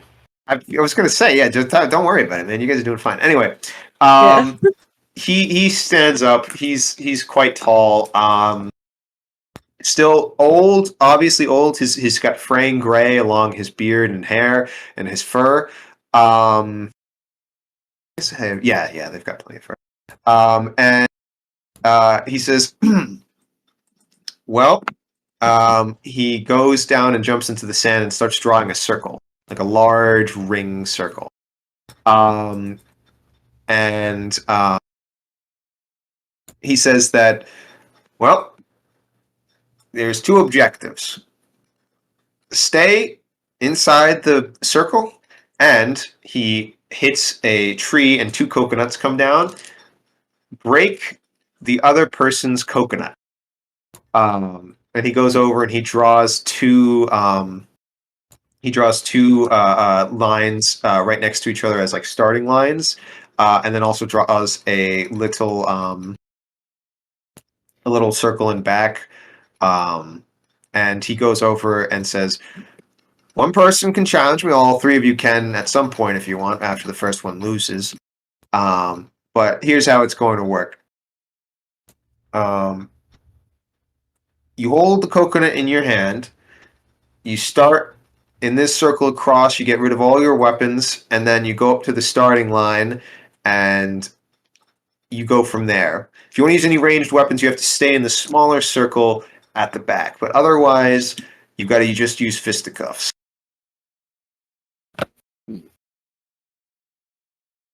So I just have to break Magic.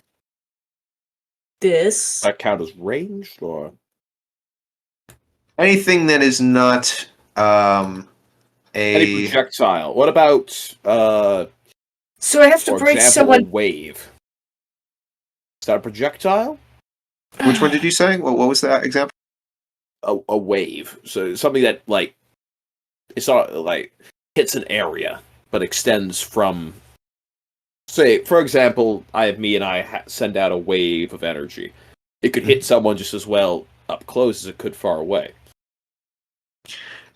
Generally, I mean, it's all about what you consider to be your honor. If you want to use fancy magic like that, I can take it, but a bit cowardly in my opinion.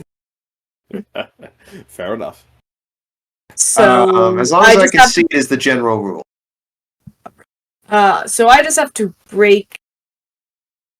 So I have to break like someone else's coconut. Your coconut. If you can break my coconut, he tosses it to you. I'm guessing you'll be the first challenger. If you can break old Ichabod's coconut here, then you have a ship, my friend. Hmm. Can I quickly investigate it? I don't know much about stuff, but I feel like I want to make sure this is an actual fucking real coconut. Hmm. It's a And good not- idea. I wanna ask him- investigation. Okay. Oh, I rolled well. Okay. 19. Well, okay. Yeah, it's pretty much just a normal coconut as far as you can tell. He might have given you the harder or the easier one to crack open, but that's about it. Oh, okay. But you have to do that by eyeballing it. Fascinating. All right, roll me, Okay. roll me. You notice also during the investigation check that his eyes are pretty. His glasses are pretty thick. Oh. He can see really well. Weakness identified.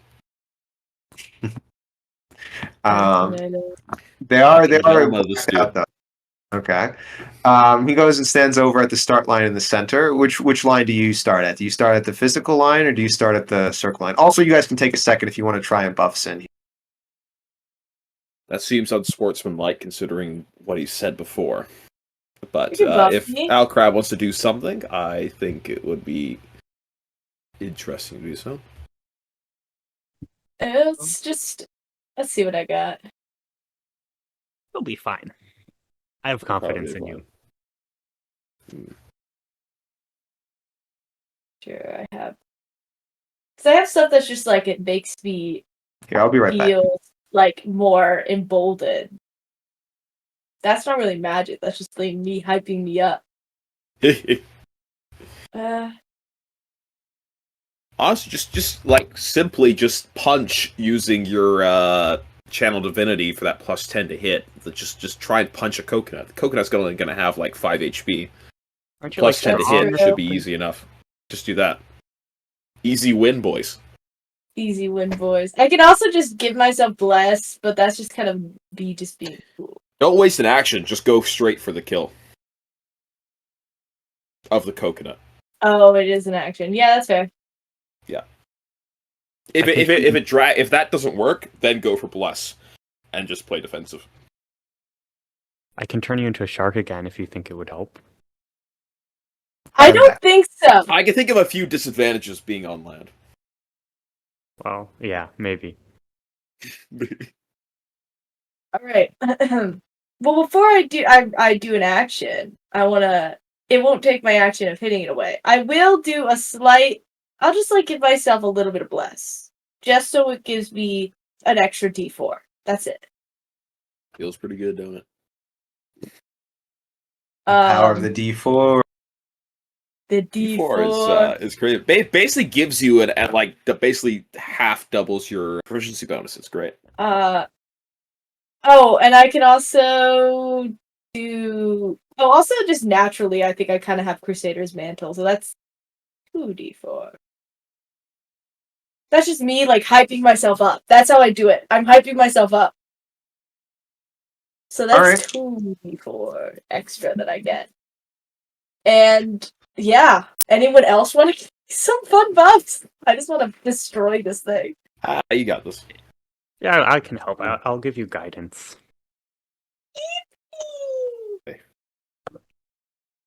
All It's right. just another D4 for your next ability check. Cool. Perfect. Alrighty. I'm ready. So I just have to go over and I have to break it. I'm gonna go to the physical part. All right. So you go to the physical line. You square up kind of. He's kind of in a footballer's like, quarterback stance, ready for the pick or whatever they're called. So I just have to. Do I have the coconut with me, or is he? I just have to hold this coconut and break it. For the hike, sorry, I meant. You have to. He's got his coconut in his hand. Snap, I think you mean. Snap. Yeah, there we go. There you go. See, you know more about our culture than you let on, Cameron. You're Okay. We play football. We play American football too. It's called We're not so American different football than- for a reason. Man, we really aren't as different as we think. It's crazy. Okay, so Anyway, yes. So Almost like we're on the same continent. what were you saying, Soph? I'm gonna go get myself that coconut. So I have to take his coconut and break it. Yes, or just breaking his arms, either or. Okay. Got it. I'm ready. Okay, all right. I'm flexing, Go though I ahead. don't have any muscles. But that's Zin. He's just getting ready. He's getting ready to. All right, you get ready. Do you want to? So he's going to get down into a a football stance.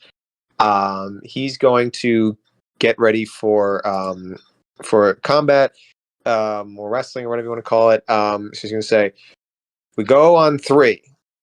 As soon as, and not 1, 2, 3, go. It's 1, 2, 3, and then just go. But I don't say go. Do you understand? Yes. Okay. So we're gonna roll for initiative here. He gets ready, it goes silent. You both, look at each other. Let's see. I got my.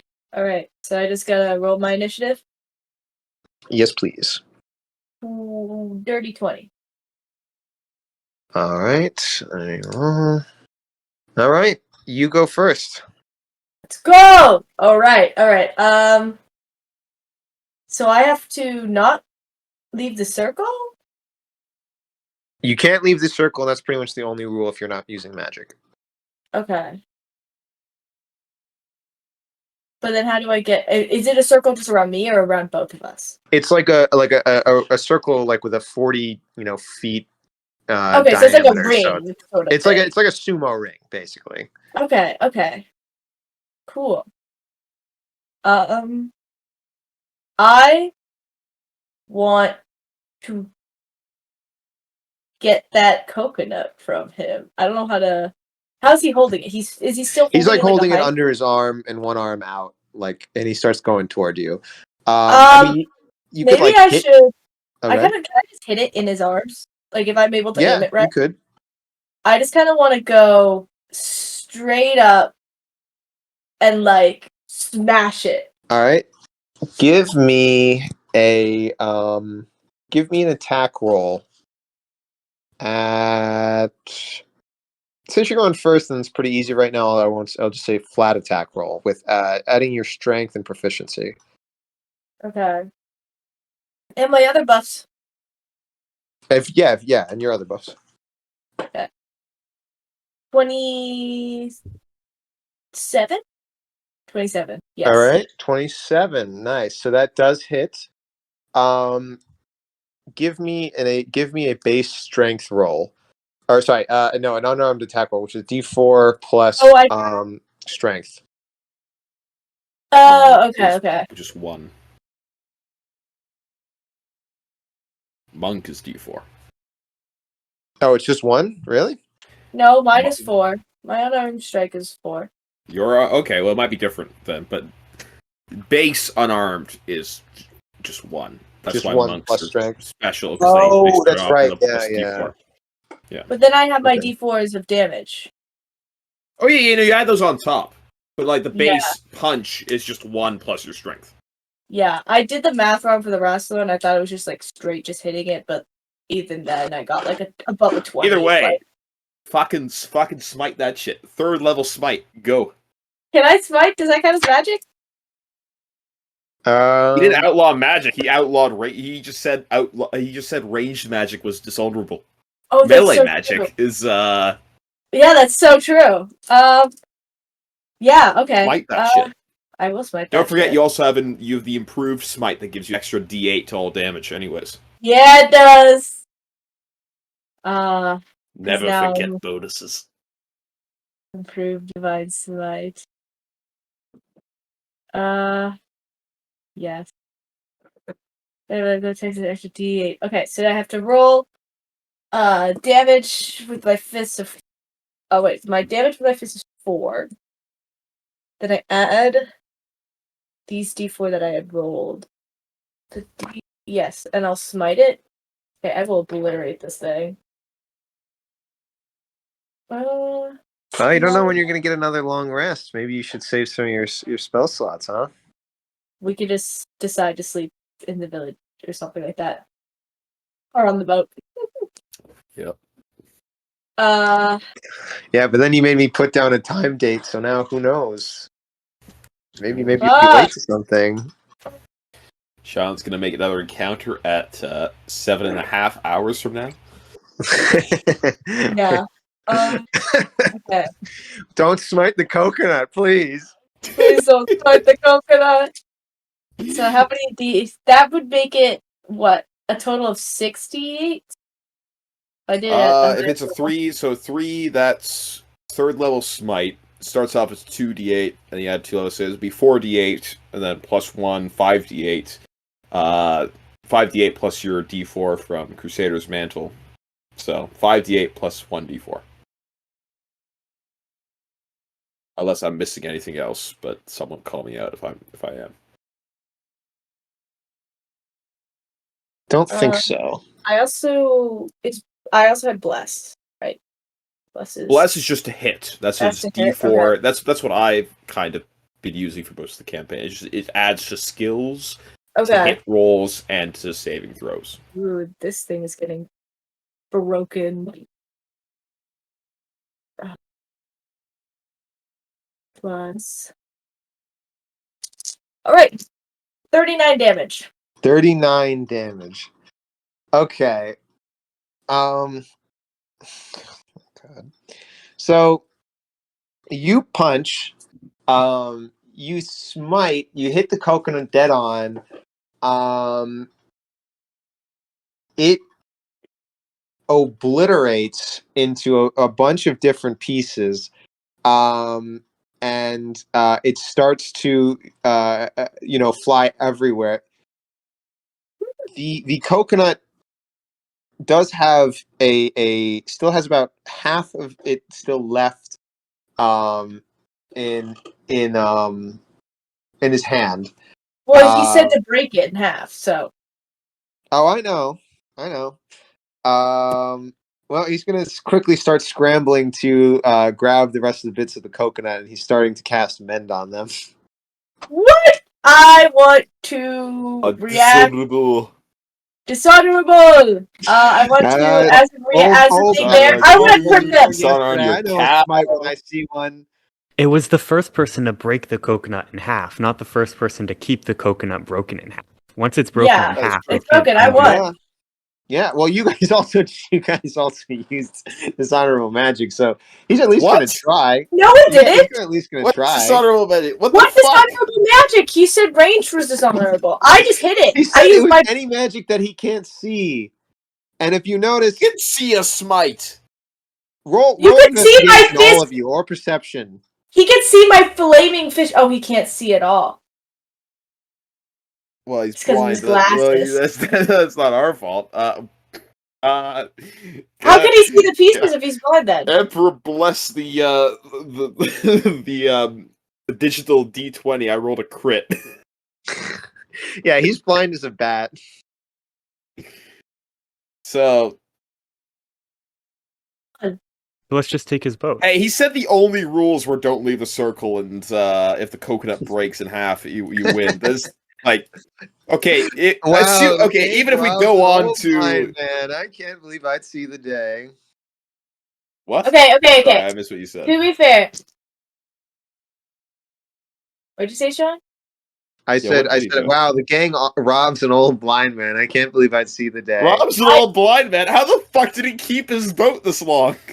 Yeah, I broke the coconut. I did. He can't see any magic, and I'm. Oh my who knows? God, I you're probably on a could use pirate any magic. boat. I used my fucking fist. My fist just happened to be glowy, Mm-hmm. and he can't Well, tell. I'm always if he wanted glowing. to say all magic was dishonorable, that should have been rule number 3. He said 2 rules. Rule 1, break the coconut. Rule 2, don't leave the circle. Listen, you guys. This is an ornery old pirate. I'm not saying that he's like, what's the word? Like, he's just. Oh my God, you. He can't mend it. He can't do it. If he does, I'm gonna trip him. He can, but by our interpretation, we won. So by our interpretation, by the stated rules, we won. It's perfectly all right to just take his boat and That's go. not even our interpretation. By the stated 2 rules of the game, we won. We won. I just obliterated the coconut. Oh my God! No, that's technically not breaking what do you mean? Oh my God! There are only 2 rules. I think my point is more of that you're misinterpreting a few things, but that's fine. I mean, if you want to rob him, there's 2 rules. You should have had a 3rd one. I don't think you understand what's happening. I think you're missing. You're looking at this too much like a game rather than. I'm looking at this like a contest. Well, gee. Okay, now what? I mean, you can rob him if you want. You just old guy. Shush! It's all not of robbing. You. I did it. I won. I won. When he's trying to mend it, and I go, "Sir, I won. The coconut has been broken." Okay, yeah. He says, "You're right." He was trying to. He's like, I thought I could get it back in time. But you called me on it. You're right. The point is for you. Chuckle fucks is that he's an old man who just wants attention from other people because he doesn't have any family left. So he's doing this as a contest. So he's acting like a little kid. You guys have to understand that there's a meaning to these things beyond just the inherent rules of the game. Okay, you can. That's why I just talked to him. That's why I just talked to him. Good job, Soph, for realizing that. She did a good job. So he goes over to shake your hand. He says, "You won, lad." Oh, yeah, you hadn't said that. Oh. Thank you. It was a entertaining contest. I shake his hand. I hope my hand is not simmering a little bit with holy fire or radiance. It still is a little bit. It still smells like burnt coconut. Careful, it might be a little hot. While I shake his hand. He goes, "No, it's okay. I guess nobody will have an excuse to see old Captain Salt." Dude, just find a table at the tavern. There's lots of there's lots of people at the tavern with no one to talk to. There's better things to do than to lure people here with promises of some kind of contest. That You're telling me others couldn't break this coconut though? No, for the most part, nobody was a paladin who has access to high level magic, which you guys, if you hadn't scored that high and it killed it instantly, then it would have the mending would have worked and it would have stopped it from breaking completely. But Mending it takes had a minute to cast. Yeah. I think It does. It's bullshit, I know, but it does. well, that's kind of, I mean, yes, but the point of it more was not necessarily that it was going to be instantly fixed, but that the parts would stay together.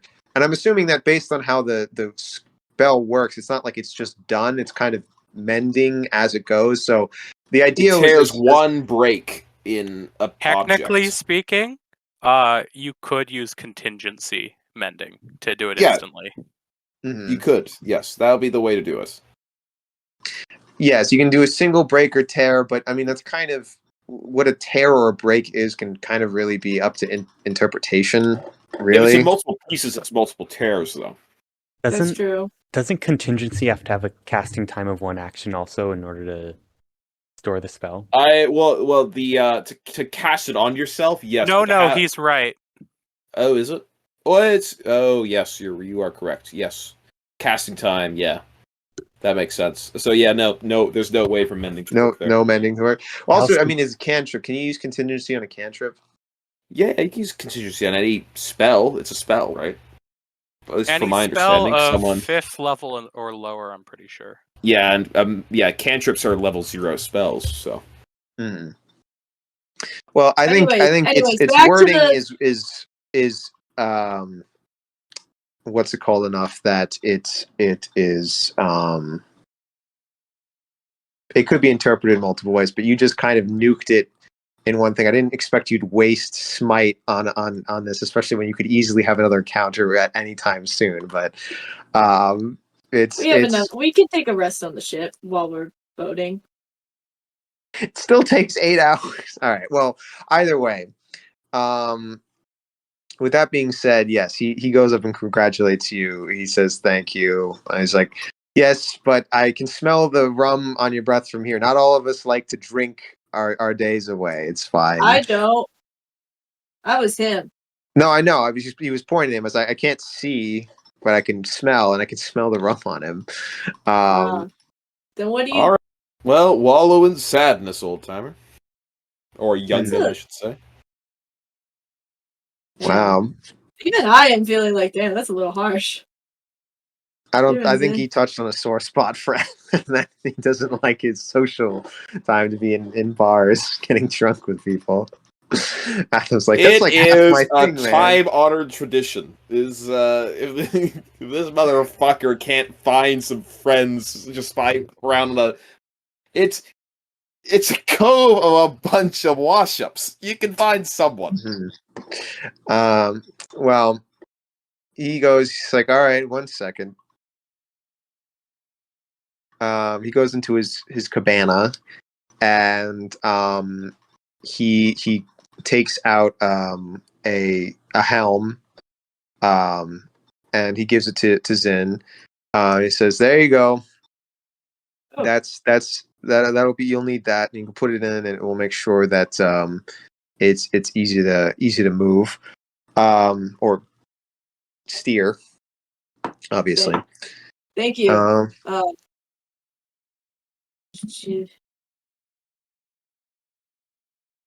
So, yeah.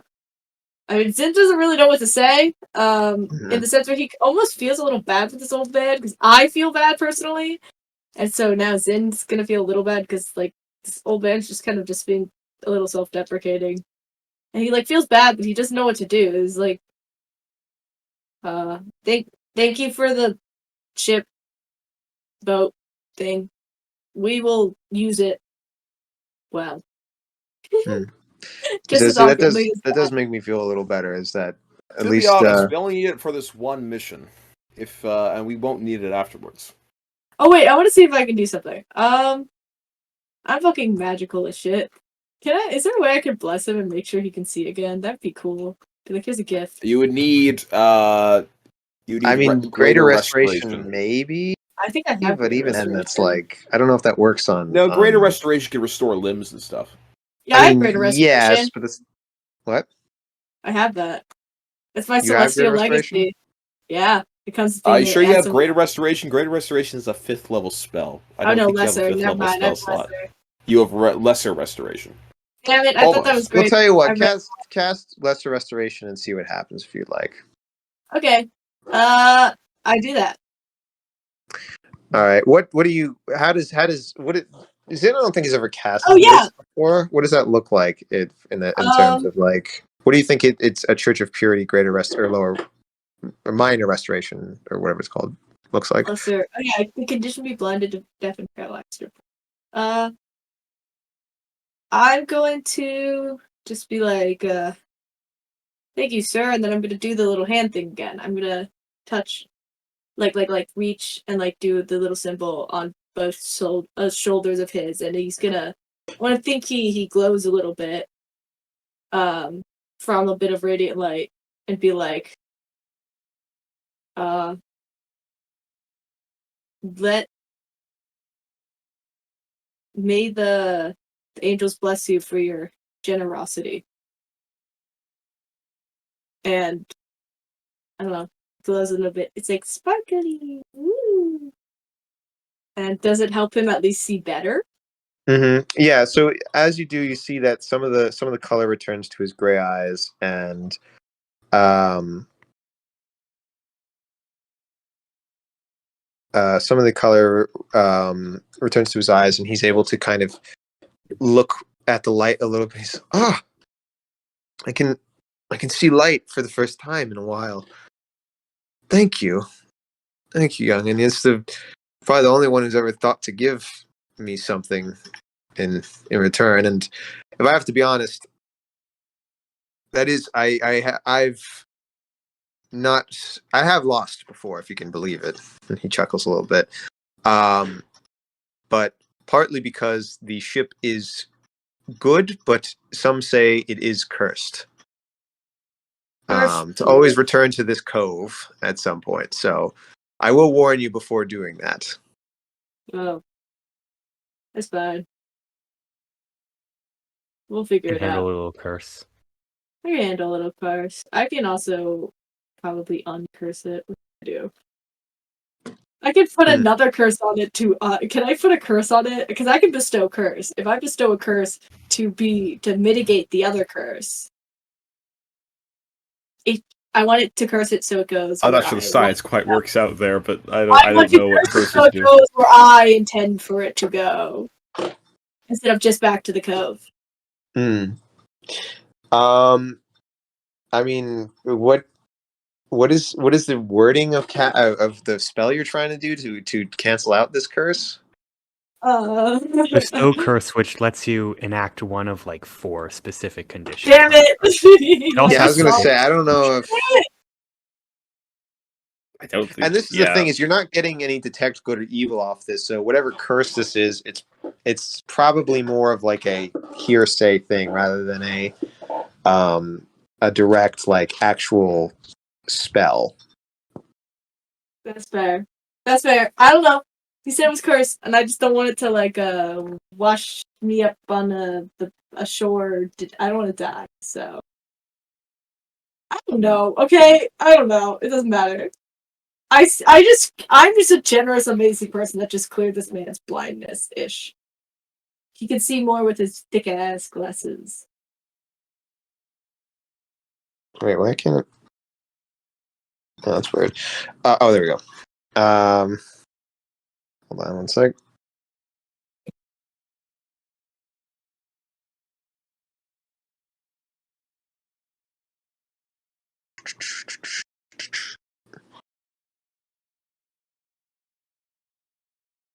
All right. So, he goes back down to sit down, and out of the water walks Captain Grima, who walks up on the beach. He's like, I see you guys are having some fun without me. What's happening? Boat. Boat? Boat. Oh, it is indeed a boat. Nice. I was about It's to my follow boat you, now. but apparently you've taken that initiative yourself. Well, Yeah, I've been kind of this- walking around the island a little bit. It's I did notice this guy was blind, and so I could get some air, quote unquote, when I was tired of the piranhas nibbling on my bones. So I just I wanted to Piranhas come are up again. freshwater fish. Not in this universe. Oh, okay. Fair enough. Also, I swear to God, if I come up and if I look up and see that the piranhas have some saltwater variations, you're losing 10 hit points permanently. But he's there. Yeah, what do you guys want to do now? Get on the. Guess we should go. We should go. I want to Mount up. wave to the guy whose boat we got. I got. It's my boat now. It's my boat. I won it. Zin did win it, so it is his. I have a Zin- boat. Zin has a boat. I'm on a boat. I'm on Oh my God. I'm on a motherfucking boat. You then it you see on the name or on the side it has a name already, but do you want to rename it something before you set out? On the name, Yeah. it's the side of the boat. It's called Shell Sword. Well, that's bad luck to rename a boat. It is bad luck to rename a boat after it has been launched. You could do it before you launch it if you want. Well, it's already been launched. It's already- like initially. Oh, you guys are so unpoetic. I wanted to name it. I would say it's, Medieval mythology is extremely poetic. How dare you? No, I'm just saying that you can't. It's like a rebirth, and they're relaunching. That's what I'm Yeah, saying. You can't- exactly. You guys are so obtuse sometimes. So Yeah. if you want to name the damn boat, go ahead. Don't let these meanies I stop blame you. Yeah, you for all I natural will. ones we roll after this. That's so mean. I want to name the boat. Let's see. Let's think of something cool I can name it. Something Zen would name a boat. Call it purity. Yeah, I was thinking of something like that. I was gonna think of. I almost was like, I should just name it Zen, but that's too stupid. Do it. If that's the thing you want to do it, do it. Oh, I want it to sound cool. I want it to be like, I feel like Wings of Purity sounds too much like. Sounds like a pretty cool name for a ship, I'd say. Wings of Purity. Yeah, I think that sounds cool. All right. Well, that could be your ship. Wings of Yeah! Purity. Yeah. Yeah, I got a shit! I got a vote! And a vote. And All right. Zin vote. I'm so happy I have a vote now.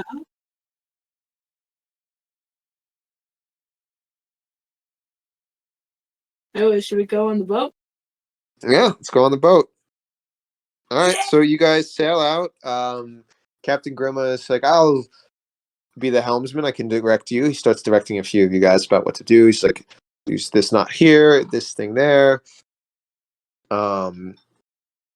He's actually quite competent, as you can see. That he's like, it's been a while since I've actually commanded my own ship.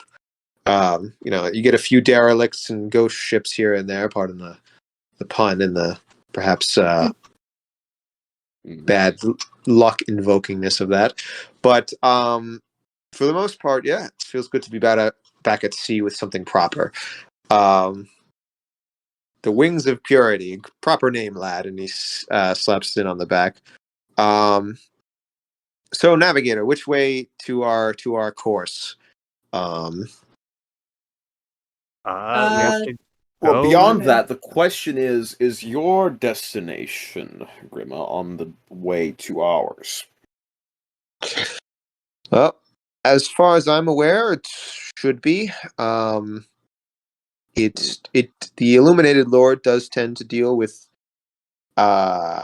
astronomy as well, so it's possible that the old church is near this. You said you were going to an astrological event, right, Mister Alcarab? That's correct. So it's possible. It sometimes lines up with that. So at the very least, sailing on with you guys is better than sticking in one place. So get me closer, I assume. Alcarab, you notice that there's two routes that are revealed to you through the signs of the constellations. let's see here. You see that there is a way through the I guess we'll say the flame constellation, or which is for evocation, and then there is another way to get through the get to the destination through the river constellation. Which one do you pick? Actually, sorry, not the river, the scales. Oh, that's a good question.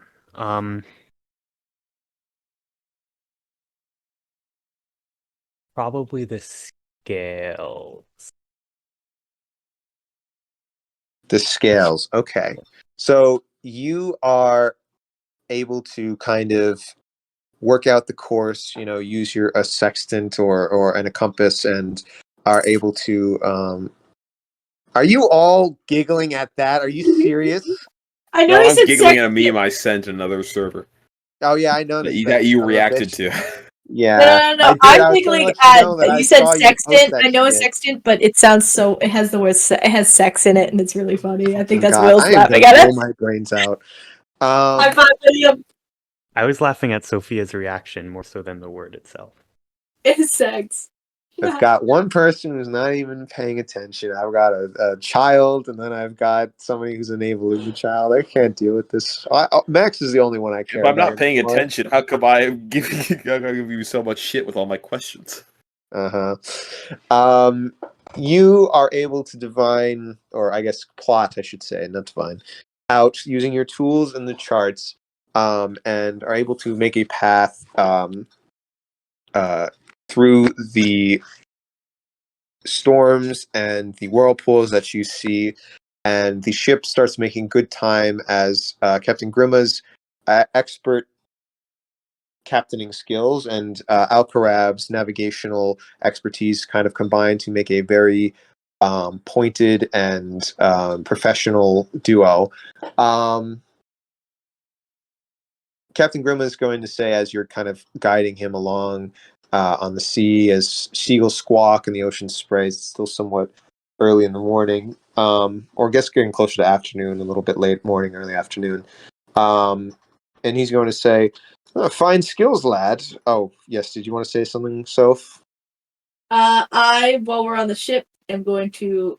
I'm guessing there's cabins underneath or something. At least some rooms. Yeah, you're able to look around, and there's a few cabins. It's a purplish ship, painted on the sides. It's got normal wood on the top. Okay. There is a few. There's like a small back area for supplies and hammocks for the crew, and then there's one officer's quarter that just has like a small closed-off room with a bunk and a little writing desk, maybe if you could call it that. It's more of like a That's mine. bedside table. That's Okay. my room. I get the big room. I'm going to figure something out there, like set aside, and I'm going to sleep for a little bit because we don't You're have gonna a lot of what? good journey. What? I'm going to sleep for a little bit. You're gonna See if I sing? can get what? You're gonna sing, you said? No, sleep Oh, sleep, sorry. because you were being like, "Oh, you don't know when there's going to be an encounter. I might as well try get some of my beauty rest." I Technically, just you didn't want the can't. coconut to explode so quickly. Although I will back up though that the old man's behavior was not because I didn't want the thing to be over quickly. It's more just that's legitimately how he would act. And you got to remember there are real people behind your actions, guys. All right, you don't know who you're hurting. I With that made being him able said, to see. I just no, meant you're fine. You're fine. I'm just messing around. But yes, going back, Captain Grima, while Zin is sleeping, is going to say, "Hey, lad, you got some fine skills there. Were you ever part of a crew?" On a ship? No, I haven't really been on many ships. This is mostly land navigation's pretty similar to ocean navigation. I mean, it's all the same skies. Hmm. Too true. Too true. Although I never really could stand being on land too often. Something about it just felt very claustrophobic. Felt more freeing out here. Like I was my own person on my own ship. Nobody else could tell me what to do. Well, there's a lot freeing. I think there's a lot to be said for being on land. I mean, um, it's certainly a little less dangerous in the ocean. And Hmm. it's freeing in its own right. You know, you I I'm a bit of a nomad. I sort of wander a bit, and you see some really great places. You meet a lot of people. There's something to be said about like the freedom of land. Hmm. Well, it's true. And no giant eels on land either. He kind of nudges you a little bit. I guess that's right. Less dangerous that way. None that I've Um, seen. yes. And well, although you don't get to turn any of your friends into what kind of shark was that actually? I've been meaning to ask. I'm not an expert on that one, but it seemed like a few different ones there for a second before when he landed and started going or whatever that weird noise he was making. I gotta say, for how refined, or maybe what would be not refined, that's too fancy for him. How reserved he is. Yeah, I didn't think that he would make such a noise as a shark. Because I've had other friends who turned into a shark. Long story. They usually stay. They don't make that noise. So I don't know what was going on with him. I think he just wanted an excuse to make a weird noise. I'll be honest, between you and me. Don't tell him I said that, though. He's a nice lad. My lips are sealed. I don't know what type of shark it was. I just turned him into like the shark that I like saw most recently. It was just like whatever was in my head. I don't have to know really what the animal is. I just have to know that it exists and have seen it. Fair enough. Well, I should say, do you have? I like you, lad. So let me ask this and maybe you'll tell old Captain Grima just while he's lost in thought about finally being done with his journey. Is there something you want to accomplish? Apparently, on land more than the ocean is just something you would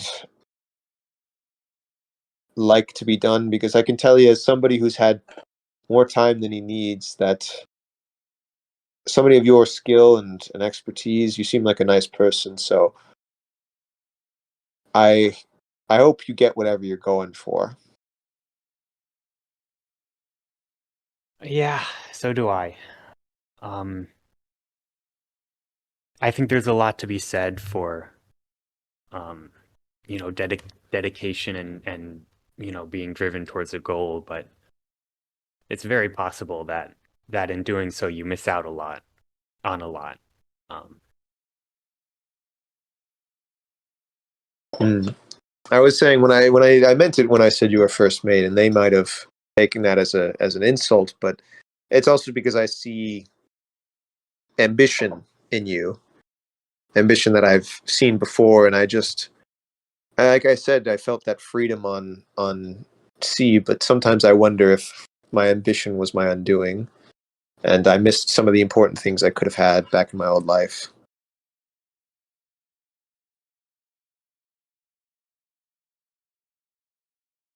yeah, I don't know. I've always thought ambition to be a good thing. I mean, what's, as much as perhaps too much is will lead you to miss out, but I'd much rather have a goal and desire to achieve it than not have anything. Hmm. That's true. It's true. I mean, you got to have something to keep you burning. Lord, illuminated Lord above knows that. I never even used to say that back when I was alive, but knows that I've had something burning in these bones of mine to keep me going all these years. But so many regrets sometimes. He looks so down and he says, for very seriously for a moment, he's like, I know I'm silly. I know I make jokes and I know I seem like a bit of all over the place. And I know my accent seems to change a lot, which I'll be perfectly honest. I've been out on the sea so long, I've kind of forgotten what the original one was. I just do funny ones because I think he pats the soul key with all of his crew in it. I think it makes them happy. We used to make jokes to each other about having uh, pirate accents like we heard when we were stories and plays when we were kids back in our homelands, but we never heard those when we were out. So we always would make them to each other as a joke, and eventually, I guess I just kind of got them all mixed up in my head. Um, but sometimes your ambition can blind you to what you have, and it can make you realize after the fact that some of the things you should have done in the moment you didn't, because you'll never have some of these moments again. Things that make you alive. But I don't know your struggle or your strife or your goal, but I just hope that I leave something good in this world after I'm done. So I hope that you do too, if that's what you want. I think that your desire to your, what's the word I'm looking for? Your sense of duty to your crew is, I can't see you not leaving good behind you in this world. I appreciate that. I really do. Spent many, sometimes centuries thinking about that alone in a coffin in the sea. Which doesn't do great things for the mind, but points you go through bits of madness until those get boring as well, and then you go back to normal, and then it repeats. But do you have people that you're loyal to?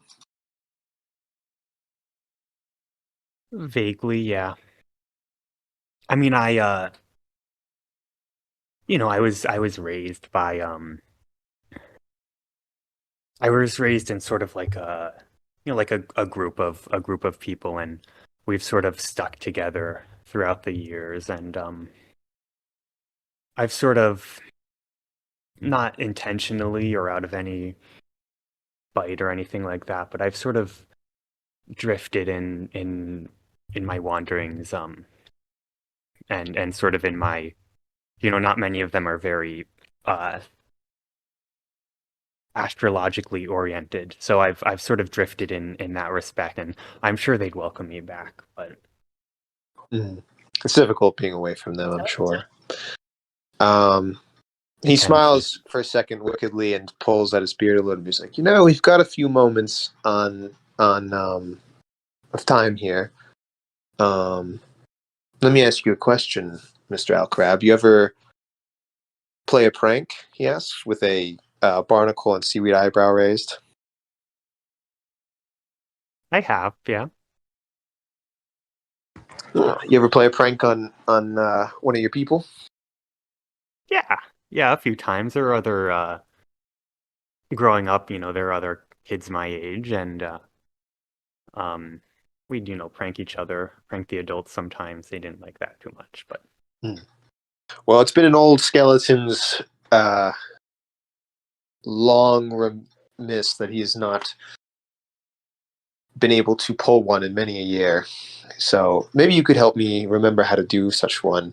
He looks over and sees Atham, I guess, pondering the orb of the moon, and he says, "Atham, Mr. Atham, Admiral Atham, Captain Grimma. we have a few clear moments where I am not needed at the helm. Alcarab is not needed on his Who's at the wheel? naughty word tent. Oh no, he's at the wheel right now, but he's saying that I'm. It'll set straight. It's on for lack of a better term, cruise control, rudder control. Lashing a tiller in the middle of the Great Basin Ocean is ill-advised. Keep an eye on it. He has no eyes. Is he a skeleton, bro? Here, Atham, he's real quick. Roll me intelligence, real quick. Atham Or being roll stupid me. for once. Sorry, no. Perception. Well, whatever it was, 17 plus perception. All right.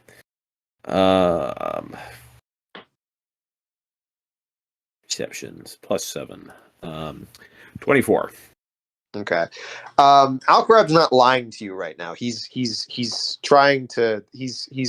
I didn't expect he was lying to me. I'm just worried about the general instability you've described within the Great Basin Ocean. I mean, yes, but I think must screw on with this one for 5 minutes. If Alcarab and what's his Captain Grimm is a really good captain. He's definitely, I would say, no offense, knows more than you on that one. He knows the dangers of the Great Basin Ocean and stuff like that, and I think he's honestly saying that he can be away from it for 5-10 minutes. All right. Well, I mean, he says, "All right, if you would like, then could you like to mind the tiller just for a little bit while me and Alcarab go do something just briefly? That would make you Sure. feel better." It would. Okay, fair enough. He's like, "All right, let's go down deck real quick." He goes down and he finds an old sewing kit or shaving kit. And he finds a little soap and like the foaming brush for lathering or lather brush. And he mixes it with a little seawater and stuff like that and starts to mix it up into a big gloop and pulls out a feather from his cap. He's like, "Okay, now this was great. It always got the boys below deck when we wanted to prank some of the officer corps when they were annoying the enlisted men. So what we do, take the lather soap, we put it in his hand, and you guys are now outside the room of where Zin's sleeping. Oh no! What? And That was me. Actually, I know And why he- it was me. He's just fun to prank. yeah, he is. And he's like, and you're gonna go. So I'll put the soap in his hand, his outstretched hand. You tickle his nose with the end of the feather, okay? Sure. All right. So you guys, can you roll me a stealth check real quick, Alcarab? Yeah, can I cast Bless on myself beforehand? Sure, you can. It's totally fine. Wonderful. That is a 19. All right, that's good enough, I think, to keep Zin from waking at the moment. And he's also going to creep over, and so he starts to put the lather soap in Zin's hand. It's a nice big mound. He okay, lad, very gently, not too hard, just tickle the nose a little bit. I'm gonna very gently, not too hard, tickle the nose a little bit.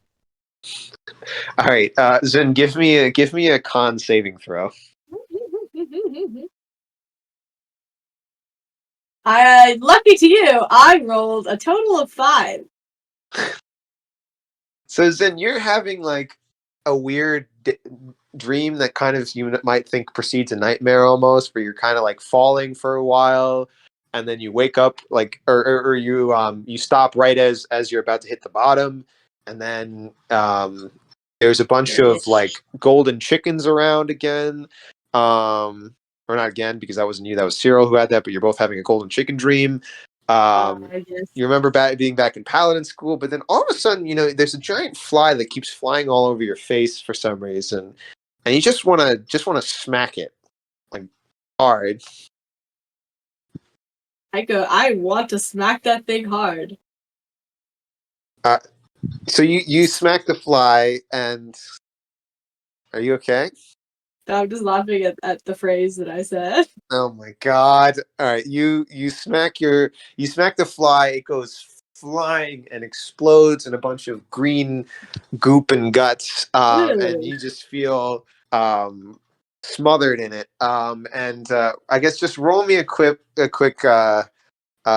perception, or no, what would be the right one?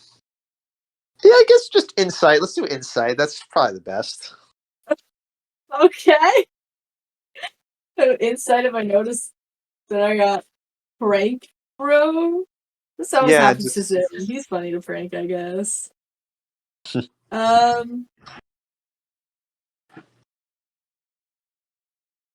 You say is it insight? Yes. Okay, 14.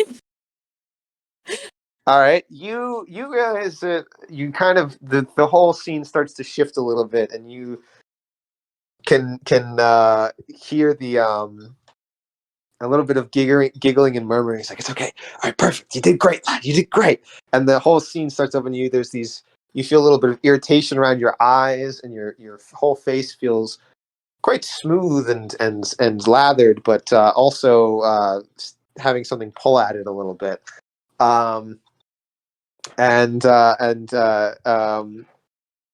Captain Grill, you notice that there's a skeletal hand drawing a word in your forehead. Oh no. I want to immediately go. My first thought is Ed. Freaking not again! And then I want to grab the arm really quickly. And I almost want to, like, I think it would be funny if I almost, like, suplexed him just out of just fucking, like, habit. Oh no, he's got me, boy, run! Save yourself! Leaves the arm behind. I want to suplex him!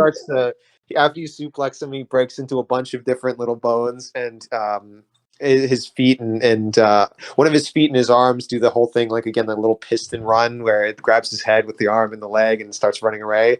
It's like, let's go! I'm wiping this stuff out of my ass. Alcarab's gonna leave. Not like run, but like walk pretty quickly. I'm, like, trying to blink away without getting stuff in my eyes. I go, where's that little shit? He Griffin's like, I'm very tempted to say it was just a prank, bro, but I'm not gonna say that. He's gonna say, "Good job, lad. Good job. That was a prank worthy of 1,000 years of waiting."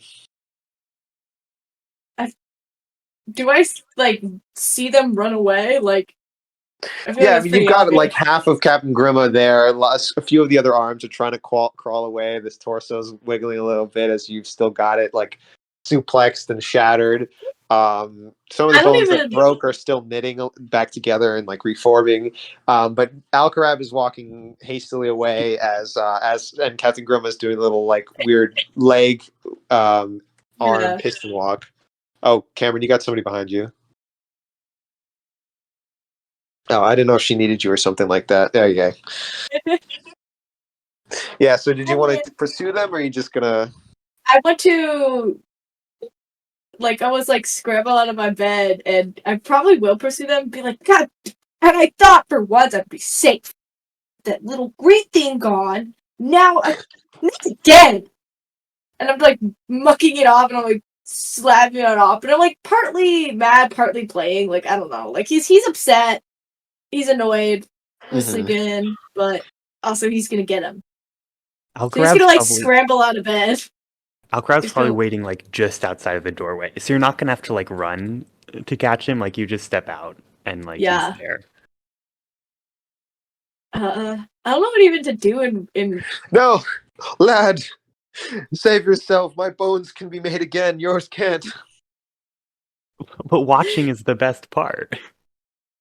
Listen to the skeleton if you know what's good for you. He'll walk away. Roll me an intimidation check with advantage, and Alcarab, roll me a wisdom saving throw. Oh my god, let's go. Intimidation with advantage? Oh boy. 28. I am literally, what is it? Or of You got a Conquest. 28 wisdom saving throw? I rolled a 19 and I have a +9. Oh, wow. Oh, fuck. I'm wise. Oh, right. I forgot druids are really good at saving throws, or at least wisdom. No, wisdom. That's their primary stat. Yeah. Well, I mean, they also get a buff to, yeah. It's okay, because I got that. I also did roll very well, though. You could also choose to fail as well as another thing, but that's neither here nor there. What did you roll, Soph? I'm rolling my stuff. Intimidation? Yes.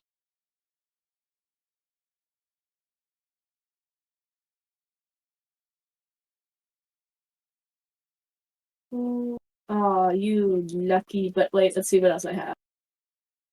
I know I have, like, natural things to intimidate stuff. Let me see what the...